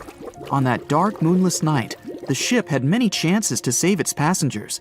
There was another ship just a few miles away that could have saved the Titanic, but it didn't. It wasn't a phantom ship, and it's not some legend or a theory. This is a documented reality. There are records and witnesses' statements confirming this. But why didn't this ship help? Let's find out what happened that night by looking at these events from 3 different points of view. Let's start with the Titanic version. 11:30 p.m. The moon hides behind black clouds. Visibility is bad. Everything is calm on the Titanic. Under the captain's guidance, the communications operator stays in touch with the mainland through the radio. At this moment, some stranger breaks into the frequency, interrupting the operator's communication. It's unclear what this strange man wants and what he's talking about. The operator doesn't try to figure it out. He shouts at the guy, demanding him to disconnect. The connection is interrupted. At 11:40 p.m., the Titanic crashes into an iceberg. The ice breaks the hull. Water begins to flood the lower decks. Nobody is panicking yet. 20 minutes later, at midnight, the ship's crew sends a distress signal through the radio frequency. Few people understand how bad the situation really is. After 20 minutes, at 12:20 a.m., they start lowering lifeboats with passengers. At 12:25 a.m., they receive a response to the distress signal. This is RMS Carpathia. Their captain reports they're already sailing at maximum speed towards the Titanic. But the problem is that the crash site is 58 miles away. This means Carpathia will only be here in 4 hours. At 12:45 a.m., the sinking ship's crew release rockets into the air. These flares are one of the main reasons for the terrible fate of many passengers, but more on that later. 90 minutes later, the Titanic's deck breaks and the ship dives underwater. At 4:10 a.m., the Carpathia finally arrives at the shipwreck location. The crew members make heroic efforts to save all the people. They take 705 survivors on board. At this moment, another ship appears. It's SS Californian. The Carpathia sails towards the New York coast with all the people. The Californian floats in search of passengers and finds nothing but wreckage. The ship was only a few miles away while the Titanic sank into the icy water. The Californian could have saved these people, but did nothing. Its captain, Stanley Lord, made one of the most terrible acts that a sailor can allow. He didn't help a sinking ship. When the world found out about all this, they detested Captain Lord. They couldn't bring charges against him, and the trial didn't punish him. But his career was ruined entirely, as no other ship company would hire him. Despite this, he never confessed he had been guilty. Before he passed away, the captain said it hadn't been his fault. If this was true, then what happened there? This brings us to the Californian version. It's the night of April 14th. The Californian is sailing in the cold waters of the North Atlantic. The ship gets into a section with a lot of icebergs. At 10:10 p.m., Captain Lord stops the ship. It's too dangerous to move around this area, as they can damage the hull. At 11 p.m., the ship starts drifting. It's impossible to move in such conditions with such poor visibility. The captain knows that the Titanic is coming here, so he orders the radio operator to warn the ship about the danger. Radio operator Evans turns on the receiver and tries to contact the Titanic. He spends about 30 minutes on it. The connection is finally established. At this moment, the Titanic radio operator is speaking with the mainland. Evans interrupts this conversation and tries to warn the ship about icebergs. The operator doesn't understand Evans' words. He's annoyed because Evans broke into the channel so brazenly. He shouts at Evans and cuts the connection. Tired, Evans turns off the receiver and informs his superiors about the incident. It's still a mystery how the captain reacted to this news. He probably thought the Titanic knew about the danger. He lets Evans go to bed. If Evans hadn't turned off the radio and waited 1 hour, he would have heard a distress signal from the Titanic. But you shouldn't blame him. At this point, he has no official reason to stay at the transmitter. Evans is too exhausted and can't fight drowsiness. So, Evans goes to bed. The Titanic begins to sink. Its captain sends a distress signal. The operator on board the Carpathia catches it, but the Californian doesn't, since the receiver is turned off. Captain Lord can't sleep. He feels that something is wrong. Meanwhile, the Titanic is rapidly sinking under the water. The captain gives the order to launch rockets into the air. And here is where one of the critical mistakes takes place. They release warning lights, but they are not red. The crew forgot to take red rockets on board for some reason, so they lit up the sky with a bright white light. If you need to send a distress signal, you need to release red lights. Captain Lord sees these lights, but doesn't perceive them as a cry for help. It can't be that there are no standard red rockets on such a massive ship as the Titanic. But, unfortunately, it can. Captain Lord thinks the Titanic is sailing away. Perhaps there is some unknown reason behind those white lights, but he doesn't really know. So, Captain Lord has no idea that the Titanic is sinking. He still decides to contact the ship, but this time, not through radio communication. Captain Lord doesn't wake up the radio operator and sends a signal to the Titanic through a signal lamp. It's important to understand that many old-school captains didn't take radio communication seriously. They didn't understand the value of this technology. That's why Captain Lord doesn't wake up Evans. He sends light signals, but the Titanic doesn't respond. Many survivors later mentioned seeing the flashing lights of the Californian, but there was nothing they could have done. The ship's crew doesn't hear their cries for help. At 2:20 a.m., the Titanic completely goes underwater. A little more than 2 hours later, radio operator Evans wakes up and turns the transmitter on. He hears many rescuers talking about the sunken ship. Evans understands everything. He reports this to the captain. At that moment, the Californian immediately heads to the wreck site. They meet Carpathia there. With the survivors on board, it sails towards New York. The Californian stays sailing and looking for people. They find nothing but wreckage. The Californian returns to the mainland. The news about the ship that could have saved the Titanic is spreading all over the country. The trial begins. Captain Stanley Lord and the crew tell their version. They say their ship had been standing still. Many people don't believe them, and some of the surviving passengers claim to have seen the Californian sailing by. Still, the judge declares them innocent. 1962. Captain Stanley Lord is a very old man. He calls a notary to confess something. The captain makes his last remark about this case. He swears he's not guilty. But if it wasn't the Californian sailing past the Titanic at that moment, then what? The Samson theory could answer that question for us. The sealing ship Samson is sailing in the cold waters of the North Atlantic. The crew aren't sleeping. They carefully study the surroundings, but not because they're afraid of icebergs. They're scared of meeting with the U.S. Coast Guard. The Samson ship's crew catch seals, which is illegal. At 12:45 a.m., Samson's captain sees white signal rockets. The team is sure it's the Coast Guard. They turn off the lights and sail away. It's dark, so they don't notice the sinking Titanic. They return to the coast of Iceland and hear about the disaster.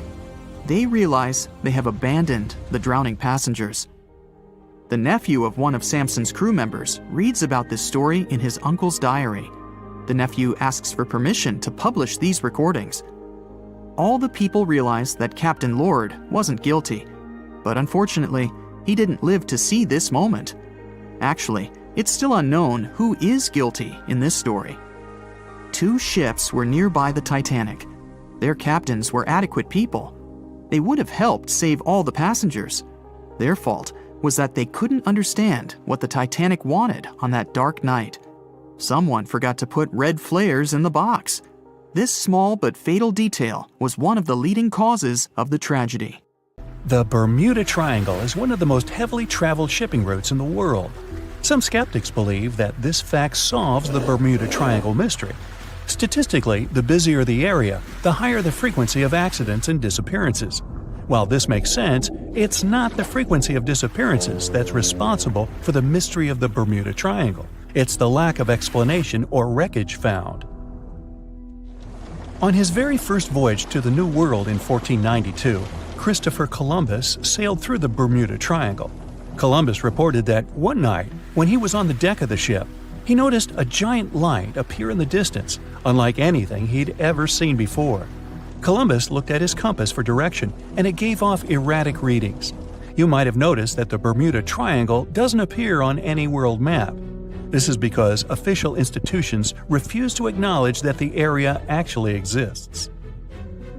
No one exactly knows how many ships and planes have disappeared in the Bermuda Triangle. The rough estimate is 50 ships and 20 planes. Most of the time, the disappearances had no explanation and no wreckage has ever been left behind.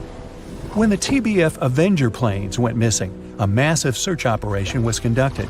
Boats and planes searched the Bermuda Triangle for any signs of the aircraft. One of the boats searching was a PBM-5 Mariner airboat. The airboat took flight at 7:27 p.m. and called in a routine radio message 3 minutes later. Then, it was never heard from again. No trace was ever found of the rescue airboat or the 5 Avenger aircraft.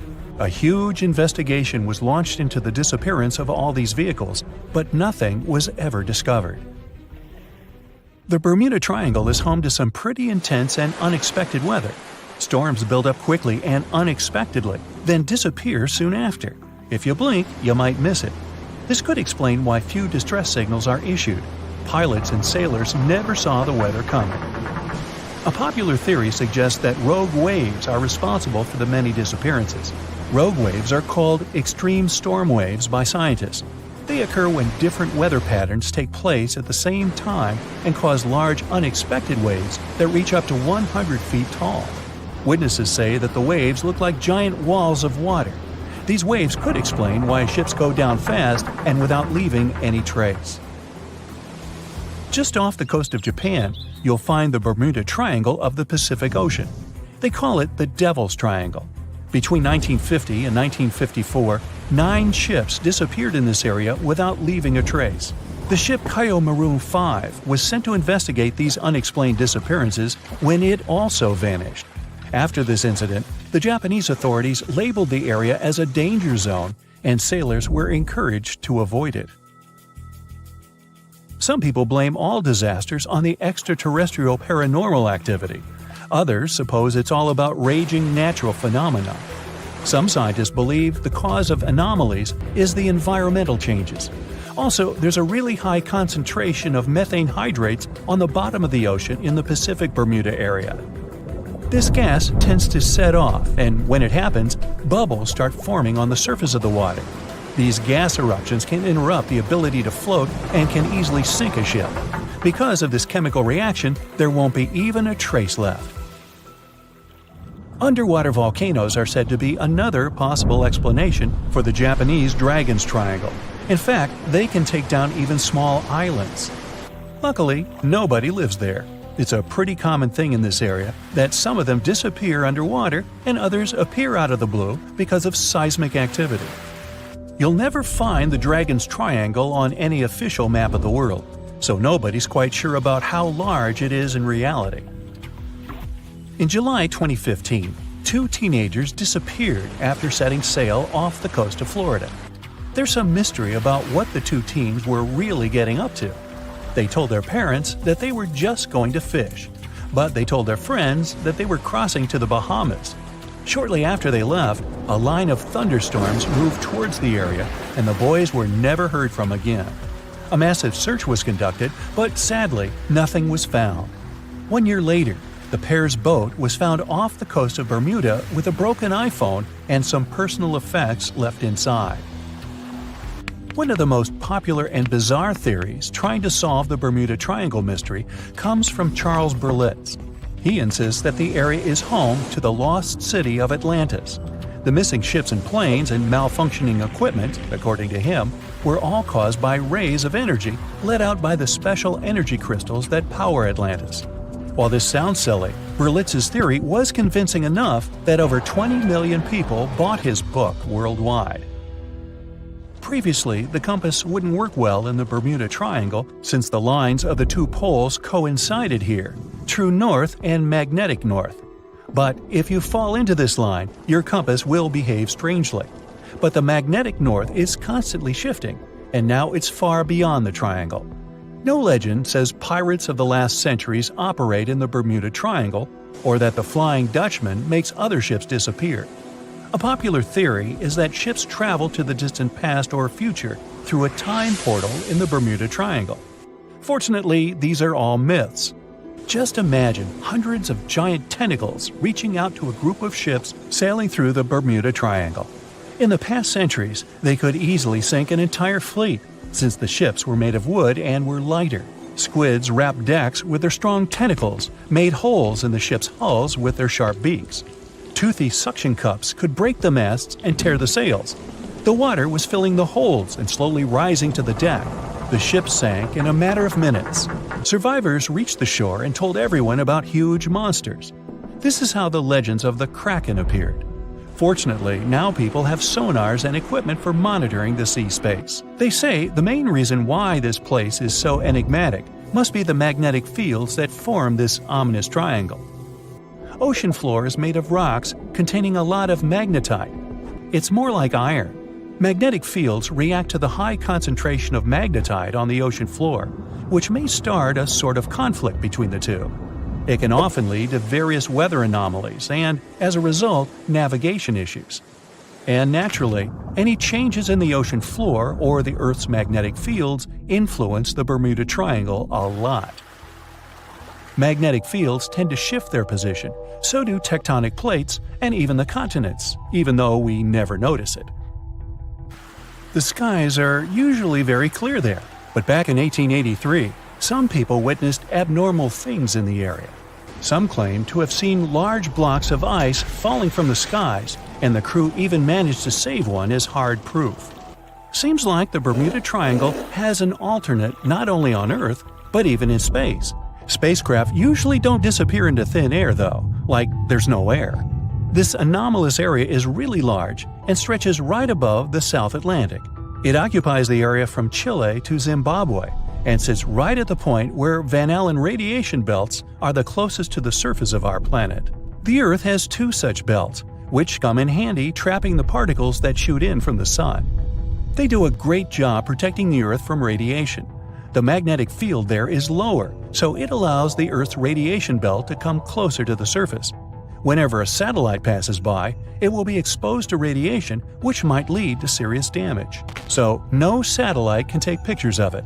The South Atlantic anomaly is part of the Earth where natural radiation just flows out of control. Still, there is little evidence that all these triangles are really dangerous.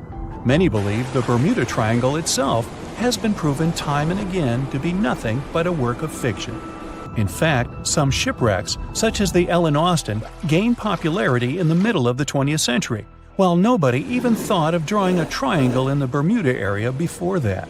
The mystery was popularized by science fiction writers and became a common myth, while no serious research proved it any more dangerous than other parts of the world's ocean.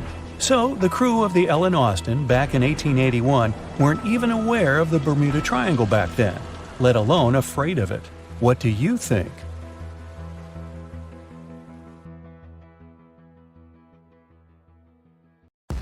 It's 2018. You get up early in the morning to go ashore and catch some fish. You come to the spot you were yesterday, throw the hook into the sea, and wait. The float is twitching. You've caught some fish, but hey, hello? Why aren't you doing anything? Right now, you don't care about the fish. You're looking at something in the distance. You open your mouth in surprise since you see a huge ship stuck on a shoal. It wasn't here yesterday, so it got here at night. Okay, it'll probably sail away sooner or later. You fish for a few more hours. During this time, you observe the ship and notice no movement there. Is it empty? Boats and the Coastal Service are sailing from the shore to the vessel. You decide to check it out too. You get in your old boat and go there. The mist descends to the water, making the ship look creepy. The colossal vessel is rusty and empty. But where is the whole crew? And how did it get there? The Coast Guard comes on board. They search the hold, the cabins, and the upper deck. There's someone's stuff, some remnants of food supplies, notebooks, and clothes. Everything suggests the crew has disappeared for some reason. Fishers who noticed the vessel first didn't see anyone coming down from the board. No radio signals were sent to the port, and no one reported about the ship. It appeared here from nowhere. The only chance to get any information is to look at the number and name of the vessel. This is Sam Ratulangi, PB 1600. The Coast Guard checks the information, studies the data of all the country ships, and no way. One company built the boat in 2001 in Indonesia. People used it to transport heavy loads across the seas around Asia. The ship had been properly operating for 8 years. People were delivering industrial goods to different points in the region, but something went wrong. In 2009, Sam Ratulangi was sailing near the coast of Taiwan, and that's it. There were no further records about it. There were no reports in any port. Everyone thought it must have drowned, so no one had been looking for it for years. And then, 9 years later, it appears here, big and rusty, off the coast of Myanmar, without sailors, without fuel. An investigation starts. City services are trying to find out the names of all the sailors working on the ship and find clues that would lead to solving this mystery. They also hope the ship owner will appear soon. They find 2 tow ropes on board. This means that some other ship towed Sam Ratulangi to this place. Then they identify and find 13 crew members. These people say they wanted to reach the factory in Bangladesh to repair Sam Ratulangi. Another vessel helped tow the ship, but then 2 cables tore off, and a storm began. No one wanted to stay on board during such weather, so the crew members left it. No one knows what the ship has been doing for the last 9 years, and how it was possible without people on board. And here's another, much more mysterious ship story. On February 16, 2020, locals found a large cargo ship stuck on a rocky shore off the coast of an Irish village. The boat looked rusty, with holes in the hull and rotten parts. People hadn't seen this vessel the day before, so it appeared there at night. The last time people saw the Alta cargo ship was a few months earlier, thousands of miles off the coast of Ireland. That day, the Alta was sailing in the waters of the Atlantic Ocean. Another ship, the MS Protector, noticed it. MS Protector crew members tried to contact the ship, but received no response. The people on board realized that they were facing an empty vessel. And then, 5 months later, it appeared near the coast of Ireland. There are more questions than answers in this story, but we managed to find something out. In 2015, the Alta appeared and disappeared from the radar several times. Any ship has an internal tracking system, so people can track its route using satellites. But Alta crew members often disabled this system. Perhaps they were engaged in some illegal activity. Anyway, in 2017, the ship often sailed between the ports of Greek islands. Then, the tracking signal disappeared and appeared only 10 months later, off the coast of North Africa. During this time, the ship changed several flags. In September 2018, the Alta was southeast of Bermuda and headed for Haiti. Then, the crew started facing problems. First, the main engine failed right in the middle of the Atlantic Ocean. The ship began to drift. Several days passed, but the crew members weren't able to repair it. They began to run out of food and water supplies. The situation got even worse when they found out that a hurricane was approaching the place. Fortunately, they managed to contact the U.S. Coast Guard. A helicopter flew to the Alta on October 2nd to bring them some supplies. There was enough food for several days. Then, a rescue boat sailed to the ship. It evacuated all the sailors and delivered them to Puerto Rico before the hurricane. The Alta had to drift alone in the ocean. After a while, another ship approached the Alta to tow it to the shores of Guyana.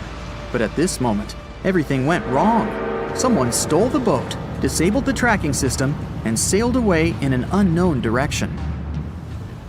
After almost a year, the MS Protector found the empty Alta in the waters of the Atlantic Ocean. And then, 9 months later, the ship without a crew sailed to the shores of Ireland. How did it manage to travel across the Atlantic and get to the coast of Ireland? It's still a mystery. Maybe it was just luck. No one else saw the ship all this time. It was just covering huge distances, surviving storms. Who's the captain? What happened to the thieves? Who owns the ship now? One day, someone called the village administration and introduced themselves as the vessel owner. But that unknown person didn't provide any evidence. They found several barrels of oil on the ship, which they took away by helicopter. The Alta was rusting. Corrosion of metal could damage the environment. The vessel had no commercial value, yet it would have taken millions to get rid of it. There were 3 options for what to do: leave the ship where it was, tow it into the sea and let it sink, or disassemble it for scrap. But nature had its own plans. Storms and strong waves split the hull into 2 parts. The Alta was drifting without a crew in the waters of the Atlantic Ocean for about 2 years.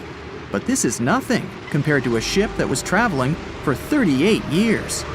The record belongs to the SS Beichimo. It was a merchant vessel owned by some trading company. In 1931, the ship found itself on the ice off the coast of Alaska. Its movement slowed down. A thick layer of ice blocked the ship, and a strong storm only made the situation worse. The blizzard was so intense that the crew members couldn't see anything but a white veil in front of their eyes. Sailing any further was impossible. The team had to wait for the storm to end. They waited for a day, 2, 3 days. A week had passed, but the snowstorm was only getting stronger. Then, one day, it grew weaker. The crew members split into 2 teams. The first team went to the nearest city. The second group, along with the captain, stayed on board. They set up camp next to the ship and waited for the blizzard, which had started again, to end. There was 0 visibility. And finally, one day, the storm was over. Great! And now, wait a minute. But where's the ship? The SS Beichimo just disappeared during the blizzard. The captain was sure that the ship had sunk, so he left along with the crew. Then, a week later, they saw the vessel drifting near the area where they had lost it. The hull was damaged so severely that it was unsafe to sail on it. Repairing the ship would be pointless and expensive, so the captain decided to abandon it. He was sure that it would go underwater sooner or later, but it stayed afloat for the next few days, the next few months, and a few years. People had reported seeing it at various points along the coast of Alaska for 38 years. The last record of the SS Beichimo is dated 1969. Those who saw it claimed the ship was completely frozen, almost merged with the ice. Some people planned to start an expedition to find the ship, but all attempts were unsuccessful. The vessel is probably lying somewhere on the deep sea floor. It has recently become a popular location for many tourists looking for the perfect place to get away from it all. If you're lucky enough to catch a sunny day here, it's like no other, I can assure you. Chances are, you'll end up having loads of foggy days, but let's be honest, they have a special allure of their own. This enchanting smile-shaped island is called Sable Island. It's located 190 miles from mainland Nova Scotia. It wasn't accessible to the general public until 2013. That's when it was added to the list of National Parks of Canada. You can get here either by plane or by water. But what's so enchanting about this place anyway? There must be something since the yearly tourist count is growing every year. Firstly, there's a spectacular number of wild horses here. There are between 200 and 500 horses roaming free all over the island. There's also a large population of gray seals. The place is also the only breeding location of a rare bird species called the Ipswich sparrow. If you're already considering a trip here, there are some things you need to know first. Remember that fog I mentioned earlier? Well, it turns out that Sable Island is the foggiest place in the Canadian Maritimes. I'm talking about approximately 127 foggy days each year. During such days, Sable Island literally disappears underneath a thick layer of fog. You won't be able to explore the place on your own either. The local regulations state that visitors need to travel within a group, and they also need to keep a 197-foot distance from the wildlife they can encounter here. As charming as this place may be, it holds a dark secret hidden beneath the sandy dunes, and it has nothing to do with beautiful creatures living here or the island's unique vegetation. Apart from being known from its horses and seals, Sable Island is infamous for an overwhelming number of shipwrecks. Over the years, about 350 ships have ended their lives here, on these sandbars. When survivors described their experiences, they usually mentioned harsh weather conditions near this mysterious island. The island also made its way into literature when it was described in a book called The Perfect Storm, which was written by Sebastian Junger and published in 1997. The book was so successful that it was later adapted for the big screen in 2000, with George Clooney playing the leading role. The first recorded shipwreck near Sable Island dates back to 1583. The boat was named the HMS Delight and was under the command of British adventurer and explorer Sir Humphrey Gilbert. Only 17 people managed to survive the catastrophe by escaping in a small boat. Records mention that they spent 7 days at sea before reaching the shores of Newfoundland.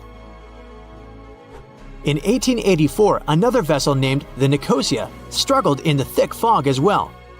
The ship was completely destroyed, but fortunately, all 18 crew members managed to survive.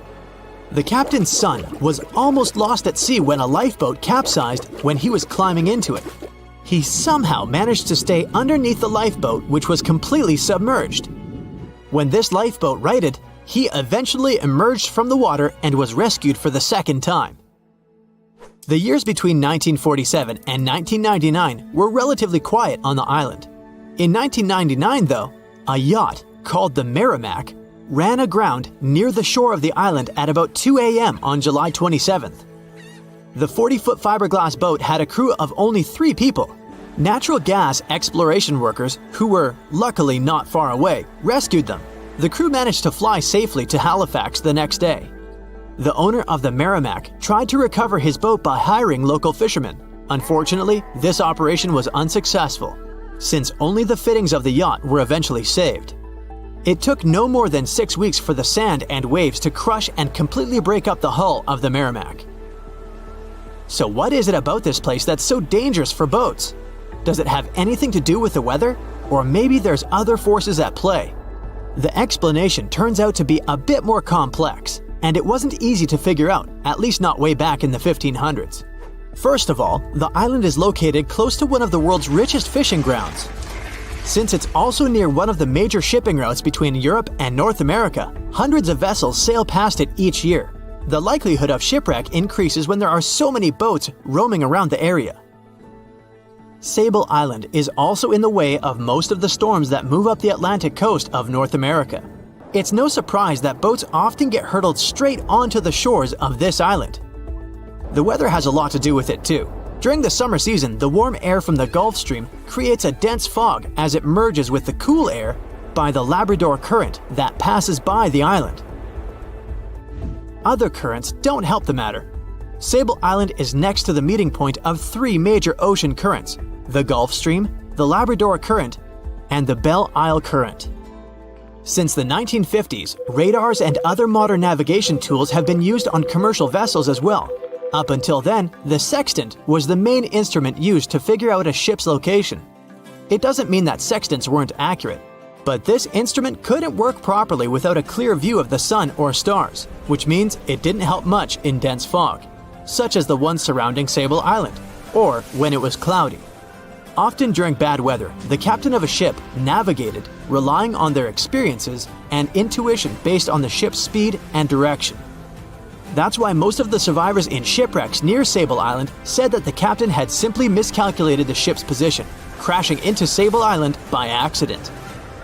This dusty, sandy land is as unfriendly to ships as it is to trees.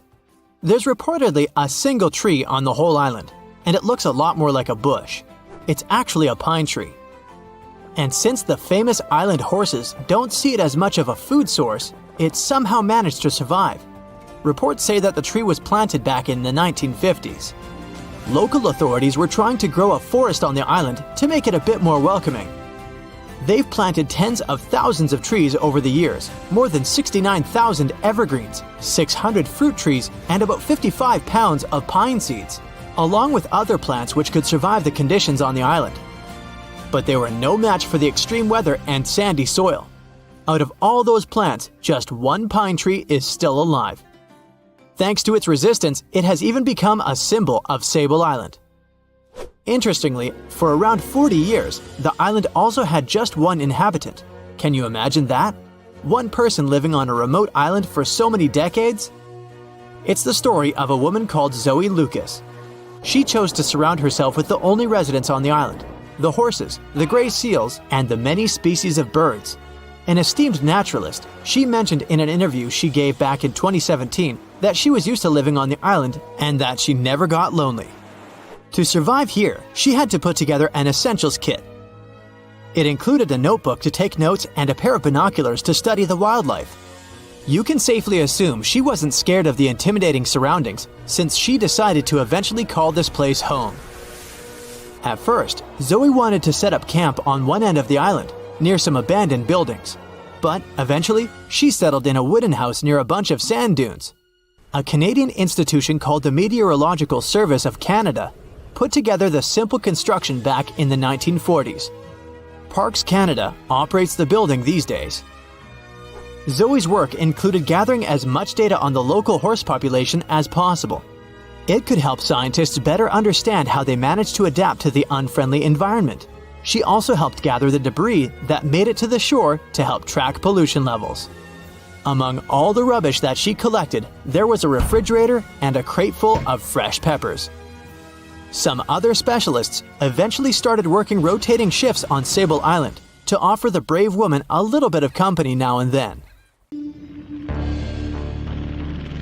In 1945, 5 TBF Avenger aircraft took flight for a routine training exercise around the Bermuda Triangle.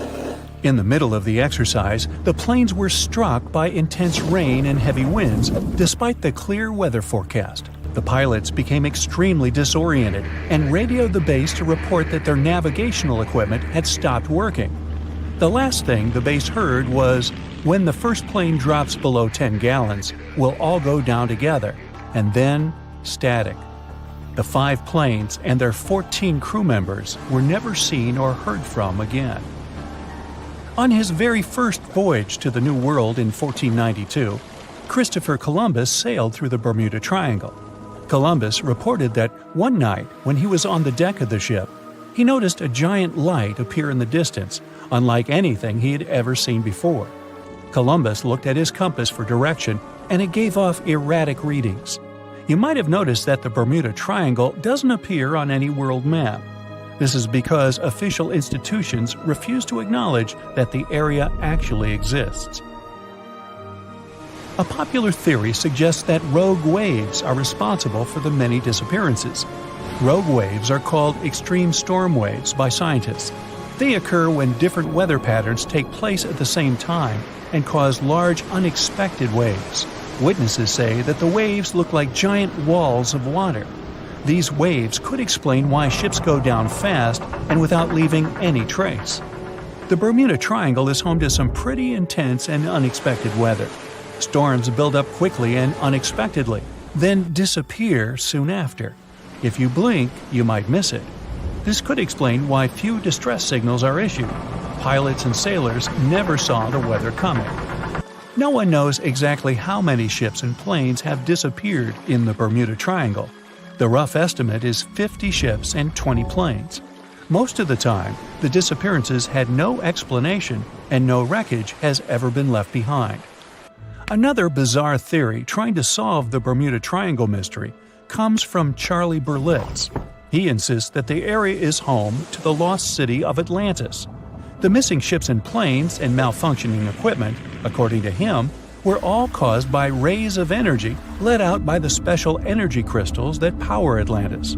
While this sounds silly, Berlitz's theory was convincing enough that over 20 million people bought his book worldwide. In the year 1800, a large sailing vessel called the USS Pickering departed from the U.S. on its way to the West Indies. The ship sailed into the Bermuda Triangle along with its 90-man crew and was never heard from again. The USS Pickering was the first ever confirmed ship to vanish in the Bermuda Triangle. It's believed that the ship was taken out by a storm, but because no wreckage was ever found, we'll never know for sure. When the TBF Avenger planes went missing, a massive search operation was conducted. Boats and planes searched the Bermuda Triangle for any signs of the aircraft. One of the boats searching was a PBM-5 Mariner airboat. The airboat took flight at 7:27 p.m. and called in a routine radio message 3 minutes later. Then, it was never heard from again. No trace was ever found of the rescue airboat or the 5 Avenger aircraft. An enormous investigation was launched into the disappearance of all these vehicles, but nothing was ever discovered. This particular area of the ocean is one of the most heavily traveled shipping routes in the world. Some skeptics believe that this fact solves the mystery. Statistically, the busier the area, the higher the frequency of accidents and disappearances. While this makes sense, it's not the frequency of disappearances that's responsible for the mystery of the Bermuda Triangle. It's the lack of explanation or wreckage found.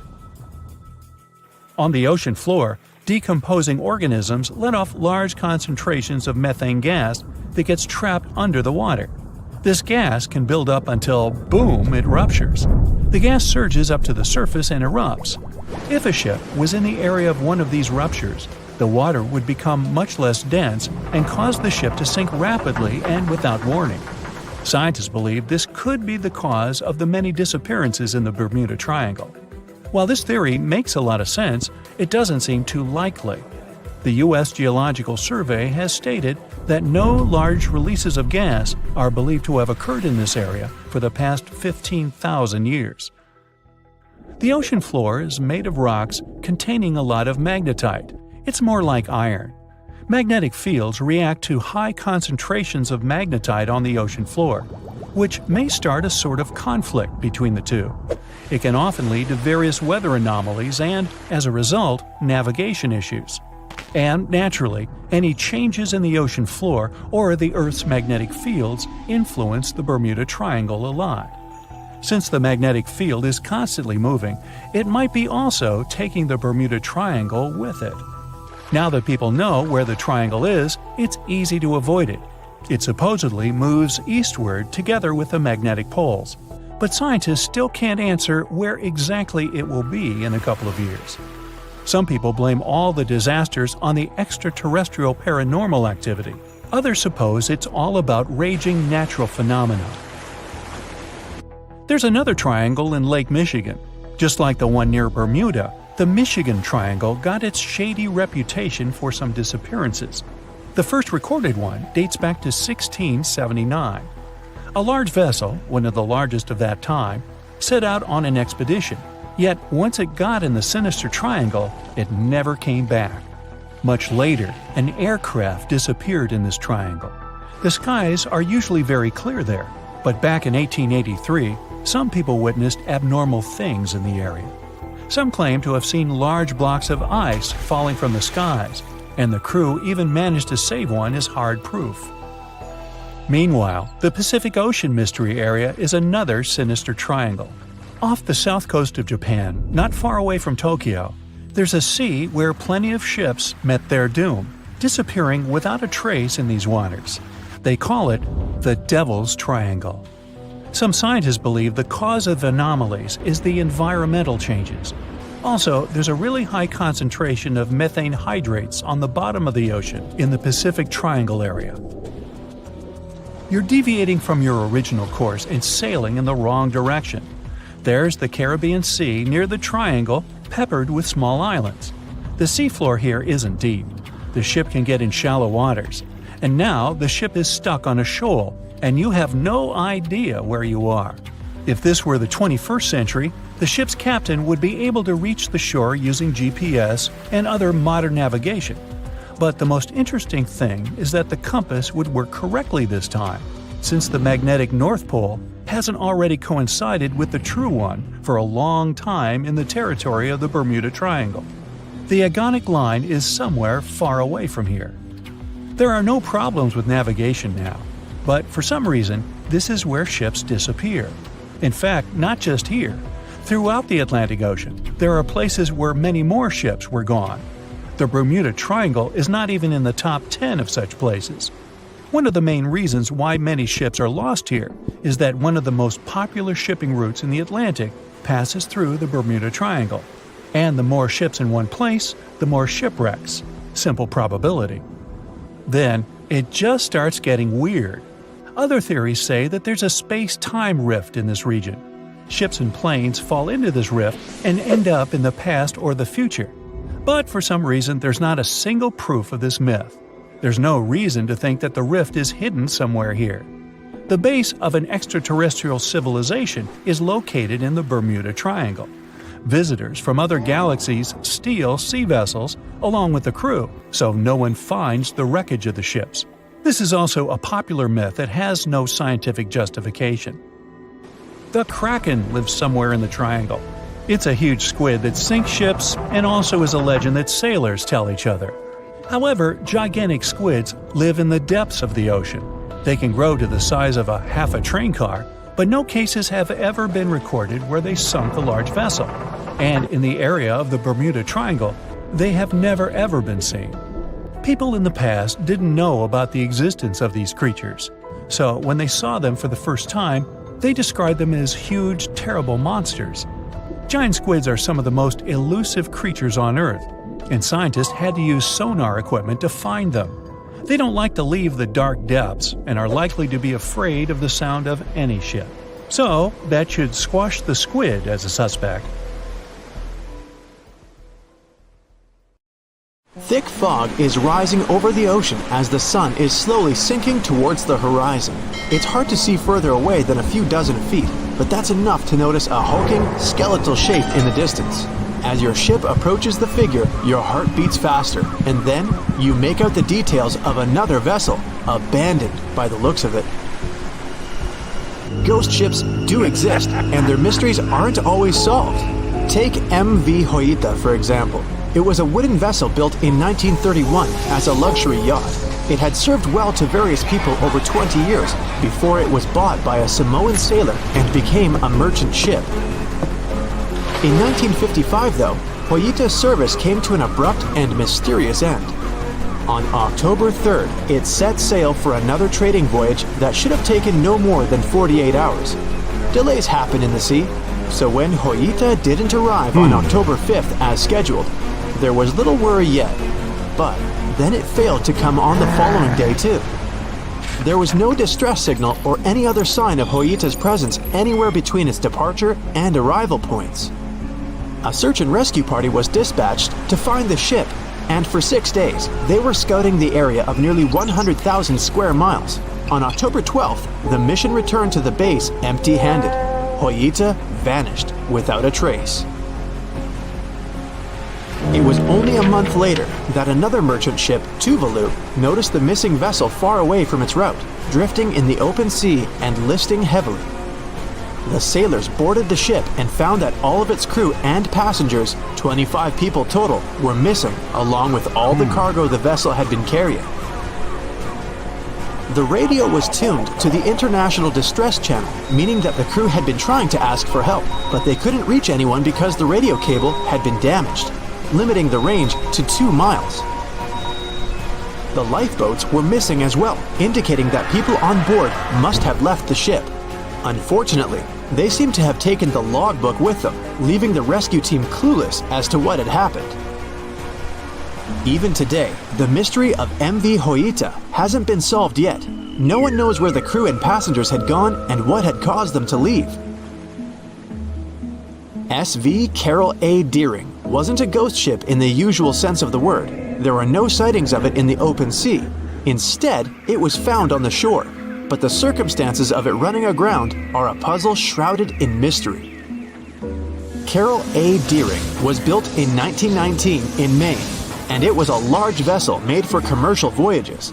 Unfortunately, despite its large cost of construction, it had only served for a year before its last trip. July 19, 1920. The ship was traveling from Puerto Rico to Rio de Janeiro via Newport News to deliver a cargo of coal. It was almost halfway to the final destination when the captain fell seriously ill, and the crew turned back to drop him and his son off and replace the captain. The voyage went without incident, but when it came to Barbados in December to resupply, there were strange moods among the crew. The first mate didn't seem to be happy with the new captain. No one paid much attention to it back then, when they probably should have. The last sighting of Carol A. Deering at sea was on January 28, 1921, when a lightship noticed it off the coast of North Carolina. There was some commotion on the quarterdeck of the ship, where the crew were normally not allowed. Then another vessel sighted it, but there was already no one on the decks. On January 31st, the merchant ship was found hard aground in the Diamond Shoals, a site notorious for numerous shipwrecks that had been occupying there for centuries. When the search and rescue party boarded the ship, they found it abandoned, the log and personal belongings of the crew gone, along with the 2 lifeboats. There is still no answer to what happened on board of Carol A. Deering that January, although the most popular version was mutiny. Maybe we'll never find out the truth though. SS Bechimo is perhaps one of the most notable ghost ships in history. This large cargo steamer was built in 1914 in Sweden and plodded its way dutifully over 16 years, trading provisions for pelts with native tribes of Alaska and Canada. But then, on October 1st, 1931, Bechimo got caught in pack ice. At first, it seemed the crew would be able to wait it out and continue on their route because the ship broke free in a couple of days. But in less than a week, it became caught again, this time for good. In another week, a rescue party was sent to fetch 22 of the Bechimo's crew, while another 15 remained behind to wait through the winter if necessary and get the ship back. But a month later, after a powerful blizzard struck their camp, the sailors went out of their shelters only to find the ship gone. Luckily, a few days later, a native hunter told the Bechimo hadn't been lost yet. He'd seen it about 45 miles from where they had been stationed. They managed to track it down, but decided the ship wouldn't survive the winter. So they took the most valuable cargo from its hold and abandoned it. They were wrong though. SS Bechimo did survive that winter, and many more that followed. When the ice broke, it sailed away on its own, drifting listlessly along the shores of Canada and Alaska. There were numerous sightings of the ghost ship, sometimes adrift in the open sea, and at other times stuck in the pack ice again. People attempted to board and salvage it, but weather conditions or lack of equipment always prevented them. SS Bechimo was last sighted by native Alaskans in 1969, 38 years after its abandonment. What became of it later remains unknown. The story of SS Orang Medan is one of the most puzzling and harrowing ghost ship stories of the 20th century. No one even knows for sure if the ship even existed in the first place. It wasn't recorded in Lloyd's Shipping, the International Register of Ships, which makes it either a tall tale or a vessel that avoided being officially recognized for some shady reasons. In any case, the accounts as to what happened to the Medan vary. According to most reports, it was carrying some unknown cargo in the Indonesian waters when a distress call was received by another ship in the vicinity. The officer on duty heard an SOS message, but its contents are different depending on the accounts. The message did not repeat, and the crew of Medan didn't answer to any attempts to contact it back.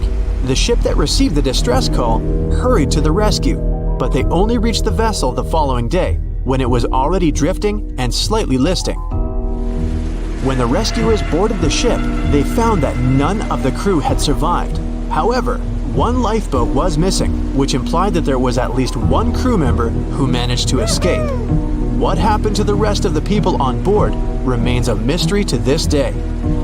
Still, there are no hard facts about this story, so we might never find out whether SS Orang Medan was actually a ship and not a thing of fiction. SV Zabrina was a 3-mast sailing barge built in 1873 for river trade ships in South America.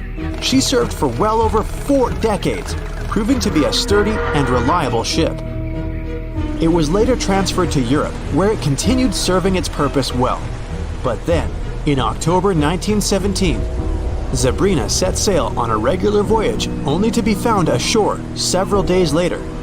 Mysteriously, although the ship was perfectly intact, the entire crew of 5 and the captain were gone. There is no direct evidence or hard facts as to what really happened that day. The most convincing theory is that the crew were washed away from the deck because of an underwater explosion. And then the ship sailed ahead without them. But the truth, as always, remains unknown.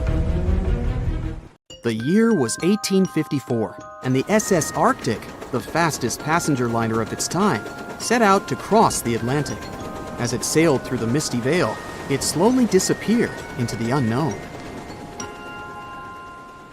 The Collins Line, an American shipping company, was started in 1818 and only began seriously trading in the transatlantic by 1835. Its steamships crossed the Atlantic from Liverpool to New York within just 10 days. Doesn't sound like a great speed today, I know, but back then, the same thing took other ships several weeks. Light on the water with their wooden hulls, powering through with a strong steam engine, those steamships were the favorite choice for many high-profile people. What could go wrong with such an advanced ship, they thought. This reminds me of some other ship everyone believed to be unsinkable. But anyway, back to the Collins Line. It grew to be a serious contender on transatlantic routes, with only one other competitor, the Cunard's Line. It was a British company also aiming to be the main force through the Arctic Passage. In 1835, the company received a new ship that traveled to Liverpool and came back to New York with the largest cargo ever at that time. From then, the Collins Line was steadily growing. It seemed like there would only be future successes for it. Unfortunately, their lavish ships became costly to run with the amount of coal used. Massive power along with weak wooden hulls meant they needed many repairs after each voyage. So, every trip ended up being expensive. But since the ships were safe and had a great reputation, people were willing to pay the price, and the company was definitely not in crisis. They had achieved something no one had managed to do before them. Like I told you, their ships crossed the Atlantic in a whopping 10 days, and Edward Collins, the owner, was very determined to maintain the pace. Their 5 ships easily outran the Cunard's Line of only 3. With this great praise, it provided more attention. Though the Cunard's ships were slower with their iron hulls, they believed there was still profit, regardless of how slowly they sailed. Among Collins' ships, the Arctic, the third of them to be launched, was the largest, reaching 284 feet long, with 2 side-lever steam engines, each with 1,000 horsepower.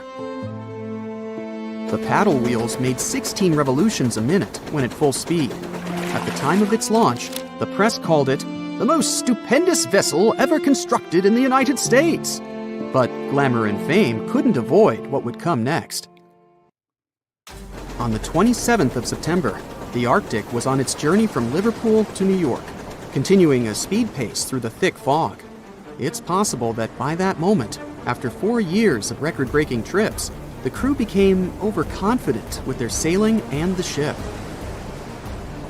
Going only 50 miles from Newfoundland, they carelessly continued through the fog with no radio contact, sonar, or any other form of identifying objects, equipped only with Morse code. A smaller ship, the SS Vesta, which operated as a fishing vessel, often worked around Newfoundland. It was passing through the same path as the Arctic and crashed into its side. Shocked by the collision, the captain of the Arctic offered help to the much smaller Vesta, but it was soon clear that the damage that seemed minor on the Arctic was far worse.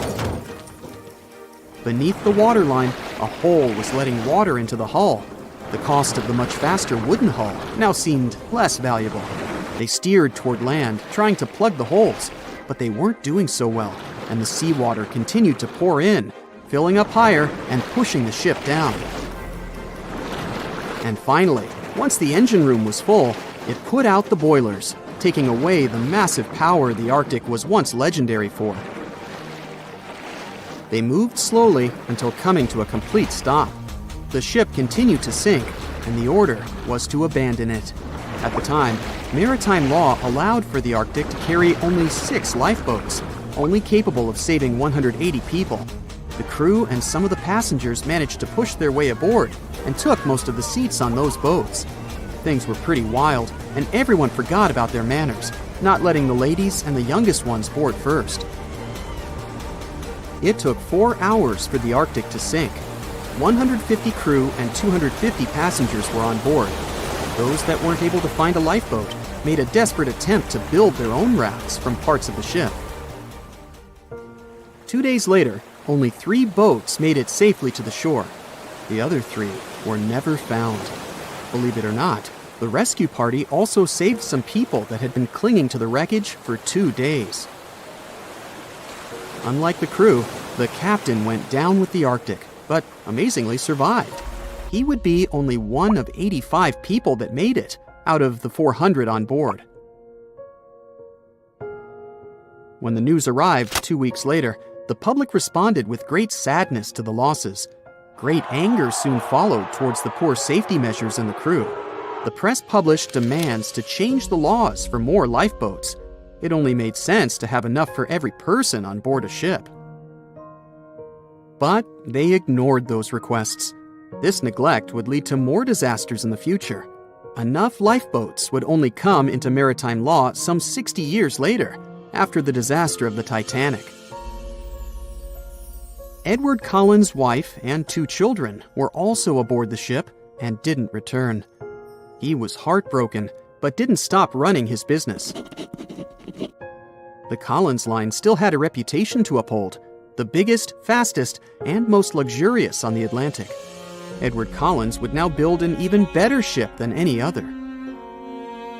It was named the Adriatic, and it was the largest ship in the world, 354 feet long. With 2 alternating steam engines that had never been built of this size. These steam engines at the time were at the height of engineering, though today you can only see them in models and toys.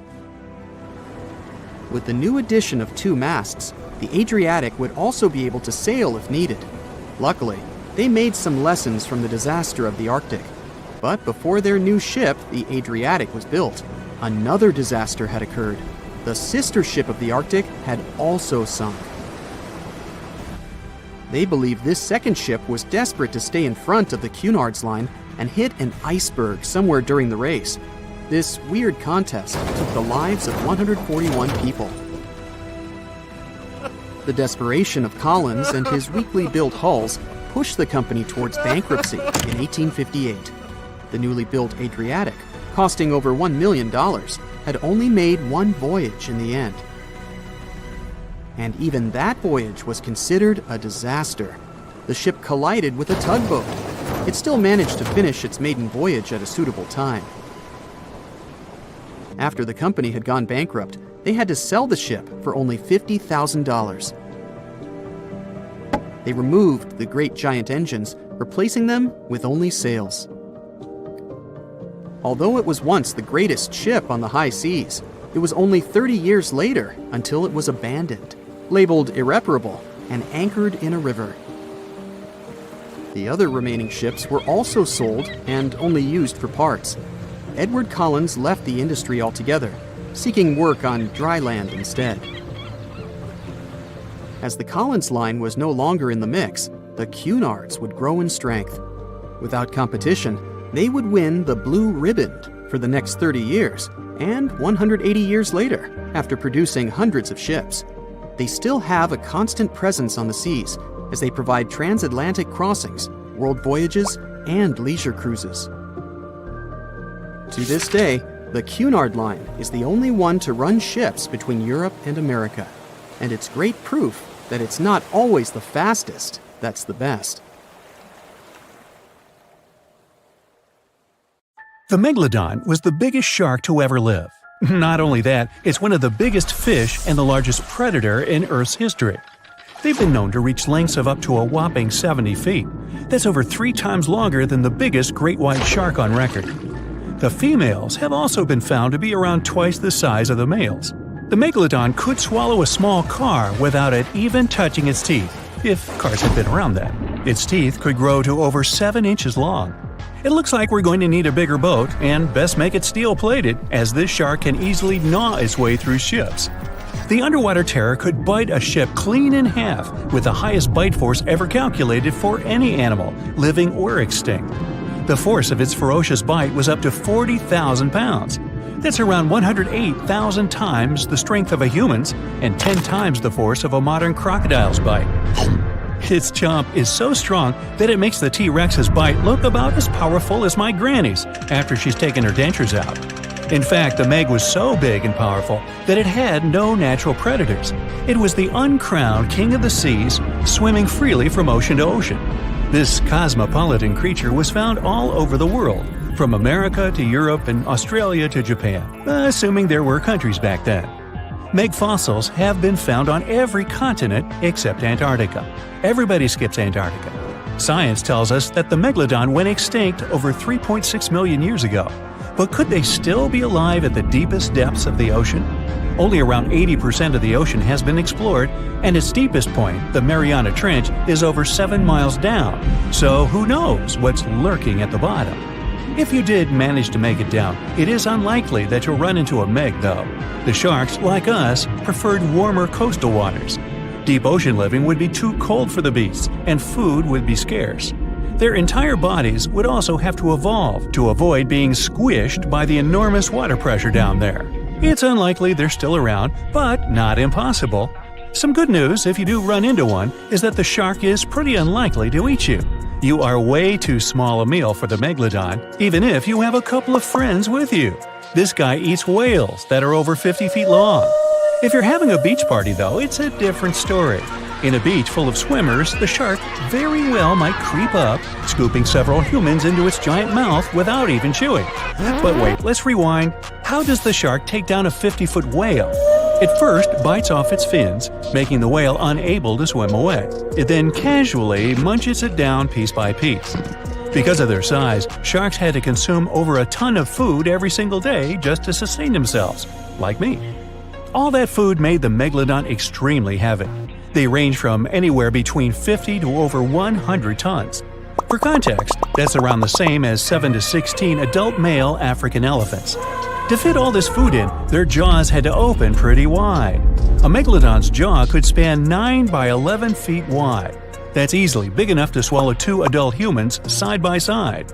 The fearsome name megalodon comes from 2 Greek words, mega meaning big and odont meaning tooth. So combined, they mean what? Big tooth. And it certainly lives up to its name. Just one of its chompers is the same size as a human head. It had 276 humongous teeth in total across 5 terrifying rows. In all of history, only a couple of saber-toothed cats and the T-Rex had consistently bigger teeth. Now that's a showdown I'd like to watch. The megalodon vanished millions of years ago, leaving only huge teeth to be found by modern archaeologists. They literally disappeared with very few traces left. Scientists believe that over time, sea levels dropped and the ocean temperatures went down rapidly. Over a third of all marine life was wiped out as the oceans cooled, and a number of animals at the bottom of the food chain plummeted. This had a catastrophic effect on the hungry predators at the top. Sorry guys. It became way too cold for these sun-loving sharks too, which made it difficult for them to reproduce since they gave birth in warm waters. The megalodon is usually described as a sort of giant great white shark, but this is just a common myth. In fact, the ancestors of today's great white existed at the same time as the meg. But they weren't best buddies, and were even in competition with each other. The great white shark was a better hunter, using its smaller size and agility to snap up the meg's prey quickly. They were also known to eat meg pups, who were only half their size. This didn't help the whole extinction thing. Even infant megalodons were huge, coming in at just under 7 feet. While a great white was no match for an adult meg in a head-to-head fight, they sure weren't scared of stealing their food. This only left the bigger fish and whales for the meg, but its food supplies began to run out as the whales swam to the cooler new seas. The whales adapted to prefer the colder temperatures, leaving our friend the meg behind. The megalodons either starved or were frozen into extinction by the Ice Age. Rather than a great white, the megalodon is more like a modern bull shark. It had a short snout, flat lower jaw, and huge pectoral fins to support its massive weight and size. As scary as they are, these sharks were actually caring family guys. Several megalodon nursery areas have been discovered in Florida, Maryland, and Panama. They gave birth to their young in shallow water environments. We know this from discovering loads of tiny megalodon teeth found in these areas. Gee, I wonder if they had nannies too. But how come there are so many megalodon teeth out there for us to analyze? Well, due to their messy, aggressive eating habits, sharks regularly lose their teeth. They lose a set of teeth every 1 to 2 weeks. That's 40,000 teeth in a lifetime. They must rake in a fortune from the tooth fairy. Because of this, their teeth were continuously raining down to the ocean floor. Luckily for us, they're also the hardest part of a shark's skeleton, which is why so many teeth have survived and become fossilized. It's fair to say that the first discoveries of the Meg's teeth confused people. Early discoverers thought the Meg's teeth were petrified tongues of ancient serpent creatures. They even used to call them tongue stones. It's also a common myth that the megalodon was around at the same time as the dinosaurs, although this would have been pretty cool. The dinosaurs were wiped out around 66 million years ago, but the megalodons came much later. The oldest Meg fossil is only around 23 million years old, but it's tricky to pinpoint the exact date. After all, calendars weren't invented yet. They became extinct way before humans even evolved. The earliest Homo sapiens, which is a fancy name for the first humans, emerged about 2.5 million years ago. But what if the megalodon shark didn't go extinct? Whale populations have dropped drastically since these guys were last around, so there'd be way fewer whales for them to chomp down on. Whales have also gotten a lot smarter and learned new defensive moves, making them way harder to take down. It's estimated that they ate around 12 tons of food each day. If they were still around and eating that much, they'd be forced to eat smaller fish, and there'd be barely enough big fish for us humans to survive on. The naughty megalodons would also be able to track fishing boats and steal the fish that they worked hard to collect. It's safe to say we'd see a lot less fish in the aisles of your neighborhood supermarket. As our ocean temperatures are heating up again, the sharks would also thrive and reproduce faster than ever. There'd be more and more of these giant eating machines in the water, reducing our fish supply even more. It would also cause massive problems for cargo ships and cruising vessels. Imagine coming into contact with one of these bad boys while you're sunbathing on the deck. Even beachgoers would be hard hit. Megalodons give birth in shallow waters, so many of our favorite beaches would quickly become dangerous shark nursing grounds. Hey, where did that beach volleyball game go? They were playing just a moment ago. Giant container ships are responsible for much of the global trade. Thanks to them, you receive your orders from overseas, sooner or later. But they do have a problem just like any mechanical vessel. They tend to break down. That's where these little bad boys come in. Tugboats are meant to help any stranded vessel that either lost power or sustained any technical or physical damage. Besides being salvage vessels, tugboats also help guide ships when they dock. Since these ships are massive, underline, they require little tugboats to survey the surroundings and help them navigate to dock properly. They also serve as firefighting boats in case a fire breaks loose in the ship. Many of these cargo ships already have a system to stop fires, but tugboats provide extra help in case the fire gets out of control.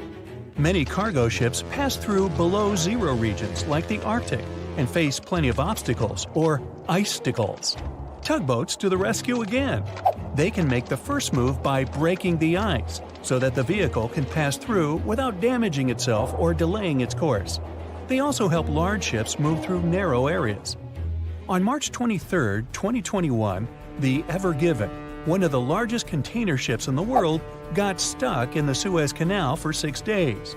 It froze global shipping of almost $10 billion of trade in a day. The Suez Canal is one of the most important routes for trading, but happens to be quite narrow for its purpose. To put that into perspective, it's like the Empire State Building getting lodged in the middle of a busy freeway. So, if you were wondering why your delivery was late during that month, it's probably because of that incident. The bottom of the ship nearly touched the floor of the canal. In the early morning of March 23rd, the weather was acting up. It was getting worse and worse, with the wind picking up to around 45 miles per hour. Those were some terrible weather conditions for navigation. That should have been the first red flag, but the Canal Authority didn't have a system for monitoring weather conditions or warning ships about them. The captain, Krishnan Kantavel, ignored the signs and decided just to go with it, not knowing the perils and the consequences ahead. The Egyptian pilots that were assisting with the navigation failed to provide proper instructions. As a result, the ship became jammed diagonally, essentially blocking the whole canal. The canal authorities didn't provide tugboats for some reason, which is why it was stuck for 6 days. Things were so bad, they had to bring excavation diggers to remove some land for the ship to properly turn back to normal. So, these little tuggers are really important for world trading to work. The vessels are getting bigger and bigger, with the world depending on import and export more than ever. They're built for going long distances rather than maneuvering in tight spaces and corners. The tugboats are surrounded by a material that won't scratch or damage the vessel, kind of like bumper cars at the carnival. They can either push or pull. But one thing's for sure, more than one is needed to help a ship get back on its aquatic feet. Ships don't have a lot of water passing over the rudder for them to turn quickly, and they risk damaging the engine if they push it too hard. They can either tow it directly or indirectly. The tug is pulling the vessel either in front of it or from side to side. They can also push it from one side to another. These tiny boats are like ants compared to giant ships. Their success secret is that they're floating on the water, which means there's no solid foundation for them to struggle. As a result, pushing and pulling is easy. Many newer tugboats have 2 large diesel-powered engines. There are also some electric models which are good for the environment and still do their job well. Shipping boats in general are better for the environment than trucks and planes, but are slower. Shipping vessels mainly carry food, clothing, electronics, furniture, and my stuff. The biggest ship can carry the Eiffel Tower on its back like it's no big deal, although getting it over to the ship would be. They're 1,000 times more powerful than a regular car. If all the containers in the world were arranged in a pile, it would cover half the planet. If you ever walked on a beach in the 90s and saw what appeared to be a rubber ducky, you weren't dreaming. In 1992, a shipping crate holding 28,000 rubber ducks was lost at sea while journeying from Hong Kong to the U.S. They say it fell off the ship and has been around the world's oceans for more than 20 years. What seemed like a horrible accident that would leave dire consequences for the world's marine ecosystem proved to also be helpful for us to learn and understand the world of plastic pollution and how the ocean currents work. These ducks seem to have had quite the journey when they broke free from their container life.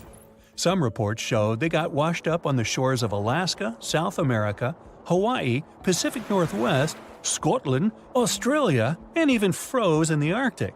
Rather than making their way to thousands of bathrooms in the U.S., they went rogue and backpacked around the world to see what else lies beyond tiled walls and bubble baths. Many were collected and removed from the seas and oceans, while some are still out there. There are around 2,000 of these duckies circulating in the currents of the North Pacific Gyre. In case you were wondering, that's a place where the currents meet and whirl with one another between Japan, Alaska, Kodiak, and the Aleutian Islands. They've even created a website to track these ducks down with a contact form that lets people inform of one or many ducks they find across the world. But who knows? Maybe we'll never recover every single duck that was lost at sea at the time. This is just one incident out of many. Studies show that at least 2,000 to 10,000 shipping containers are lost at sea every year. Many containers that do slip off and fall into the sea don't always sink to the bottom. They're floaters. On the downside, they don't float high enough to become colorful islands that are easy to notice. They float like icebergs, with just the top of the container showing, which means that any passing ship or boat won't see it from above. If they pass through it, then significant damage can happen to the ship. They can't stay floating forever, so they end up sinking after many days of being suspended in the open water. Some people have even seen shipping containers washed up on shore after being stranded at sea.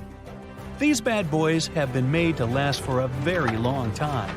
If you take proper care of them, the life expectancy of each container can stretch for more than 20 years. It's pretty amazing that they travel all over the world and are filled and refilled with new items many times. They go through all sorts of weather conditions and have to survive in different climates. Many modern houses are made out of retired shipping containers designed with a nice aesthetic touch. Shipping container houses provide the exact same living conditions, except they look cool. Besides looking cool, they're economically friendly compared to regular houses. You can save plenty of money with the structure pretty much halfway done. All that's needed is just a little foundation and a few adjustments here and there, and boom, you've got yourself a house. You're also doing the world a favor by contributing to the environment. Those homes are recycled containers that have just been refurbished and polished for anyone to live in. They're good enough to live in freezing conditions and scorching weather. The industry is booming, so you can have your new home delivered to you within 10 weeks. You can customize it before they build it for you. It's easy to transport since it's not heavy, it's just bulky. You can predict your cost without the surprise payments that might follow. Many of these containers start their journey in a steel yard and travel all over the world. And in the end, they retire in a nice piece of land and host families that will get to be a part of their history. Wow, I can hardly contain myself. Ships and planes disappearing without a trace. Passengers never seen or heard from again. Reports of strange lights in the sky. No, these aren't scenes from an upcoming Hollywood blockbuster, but some of the strange occurrences reported for over a century in an area ominously dubbed the Graveyard of Lake Ontario, also referred to as Canada's Bermuda Triangle, or the Marysburg Vortex. It stretches across a portion of Lake Ontario from Kingston to Prince Edward County in Canada, and down to Oswego, New York in the US. The tales about this area can be as chilling as the frigid lake water on which they took place. The most unsettling story involves the schooner called the Bavaria. It was 1889, and the ship was being towed across the lake. Rough waters severed the tow rope, and the Bavaria floated away. Luckily, the schooner was later found safe and fully intact. But there was one thing missing: the crew! Not a single person was found on board. What makes the story even more bizarre is that the dinner table was set, a loaf of bread was discovered, freshly baked, and the captain's money and his papers were fully accounted for. There was even a pet canary happily chirping away, as if nothing was amiss. What happened to the crew? We may never know. And this was not a unique incident. Just over a decade later, in 1900, 3 ships, the Annie Minnis, the Picton, and the Acacia, were sailing across the lake, but only 2 would make it to their final destination. The third one, the Picton, was speeding ahead of the others when it simply vanished. According to a cook on the Annie Minnis, "We were well out into the lake and making good time when all of a sudden we saw the Picton's topsails coming off, and then her lower sails settled, and then, while we stood and watched, the Picton just disappeared." It's possible that the ship sank, as there was some wreckage later seen in the water, but the ship itself was never found, and none of its crew ever located. A few weeks later, a bottle with a note inside was discovered in Sackett's Harbor, New York. The note was from Captain Sidley of the Picton. "Have lashed Vesey to me with heaving line, so that we will be found together." Vesey was the captain's 12-year-old son. The note creates more questions than answers. If the witnesses were correct, the ship's disappearance was quite quick. When did Captain Sidley know he was in danger? Why not signal for help if he had any warning? And when did he have time to write a note, bottle it, and tie himself to his son? It truly is a mystery. And it was not just ships that ran afoul of the strange forces in the area. Planes also struggled to make it through in one piece. In 1975, Ron Scott flew out from the Picton Airport in his Cessna 172. As he entered the Marysburg Vortex, his plane banked to the side. For several seconds, he was unable to right the plane, but once he did, the same force banked him to the other side. Again, he was stuck there for a few seconds, unable to control his plane. A skilled pilot, he had never experienced anything like it before. He was certainly luckier than Royal Canadian Air Force pilot Barry Allen Newman. Newman was at the same spot back in 1952, when he lost control of his jet and crashed into the lake. To this day, his body has not been found. In total, over 270 ships and at least 40 planes have met a tragic end in this area. And adding to the mystery, sometimes people report a series of bright lights or orbs, or a dark ship hovering in the sky. These are even harder to explain. Witnesses willing to report them are adamant they are true. Sid Wells said he watched a strange shape like a multifaceted diamond slowly spinning in the sky, and then it just disappeared. Others claim to have seen it too. Of course, the Marysburg Vortex is just one of several places around the world known as vile vortices, a term coined by biologist and writer Ivan T. Sanderson. He discovered 12 other equally spaced areas on the surface of Earth where funny things happen. The best known of these, of course, is the dreaded Bermuda Triangle. Situated in the Atlantic Ocean between Bermuda, Florida, and Puerto Rico, It has been blamed for the disappearance of thousands of people. They went in, on boats or in planes, but they never came out. Even the explorer Christopher Columbus experienced the mystery of the Bermuda Triangle during his first voyage to America in 1492. He said the compasses pointed in the wrong direction, the sea levels seemed to change dramatically, and he even spotted strange lights in the sky. In 1918, the USS Cyclops, which was one of the US Navy's biggest fuel ships, disappeared there. Since the 309 crew members were declared lost at sea when the Cyclops vanished, it's seen as the largest loss of life in the history of the US Navy in a single incident. At the time, the weather was good.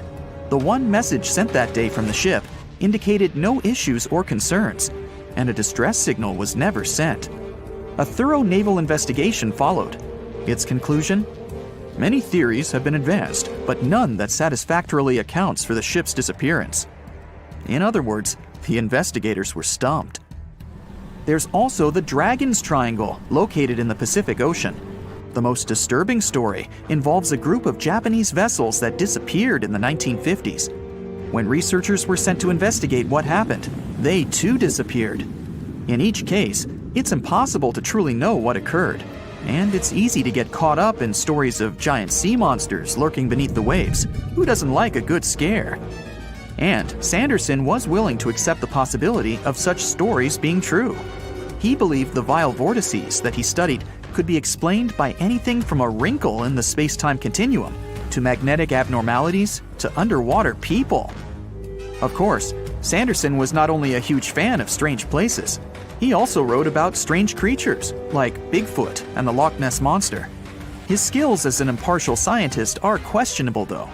In 1948, he claimed that some three-toed footprints found at Clearwater Beach in Florida were proof of 15-foot-tall penguins, arguing that they were impossible to fake. In 1988, Tony Singerini revealed that he and his friend, attaching some cast-iron feet to his high-top sneakers, were behind the giant penguin hoax. So maybe Sanderson isn't the most reliable source after all, but there are also some very compelling and wholly natural explanations. Let's look specifically at the Marysburg Vortex. It's entirely possible that ships like the Bavaria and the Picton were done in by a mix of bad luck and bad weather. Unsettled weather is certainly not uncommon on Lake Ontario, and flash storms on the open water can prove dangerous to the most skilled sailor. And even today, with advances in weather forecasting, we get it wrong all the time. Back then, there was no way to predict that a storm was just around the corner. And the weather was just one issue. Historian Mark Seguin said that the area was always known to be dangerous, as the lake bed quickly becomes shallow along the eastern shore. There are also small rocky islands and shoals scattered throughout the area, making sailing a risky venture, especially for larger vessels or those weighed down by heavy cargo. By the mid-20th century, modern weather forecasting and improved shipbuilding alleviated most of the hazards of the Great Lakes shipping, resulting in fewer losses. The last major shipwreck in any of the Great Lakes was that of the SS Edmund Fitzgerald, which sank off the coast of Lake Superior in 1975, with 29 crew members going down with it. It seems the vortex is no match for human progress. And as for lights or images in the sky, in most cases, it's the result of an interesting phenomenon called thermal or temperature inversion. When this happens, a layer of warm air becomes trapped under cold air. This can result in mirages or reflections. So, a light on the ground that is miles away can be reflected in the sky, giving the impression of a flying object. Other parts of the mystery may be solved with a little time. Lake Ontario's freshwater and frigid temperatures help preserve the ships and planes that came to rest there. As divers and researchers continue to explore the area, maybe we'll finally learn the fate of the Bavaria, the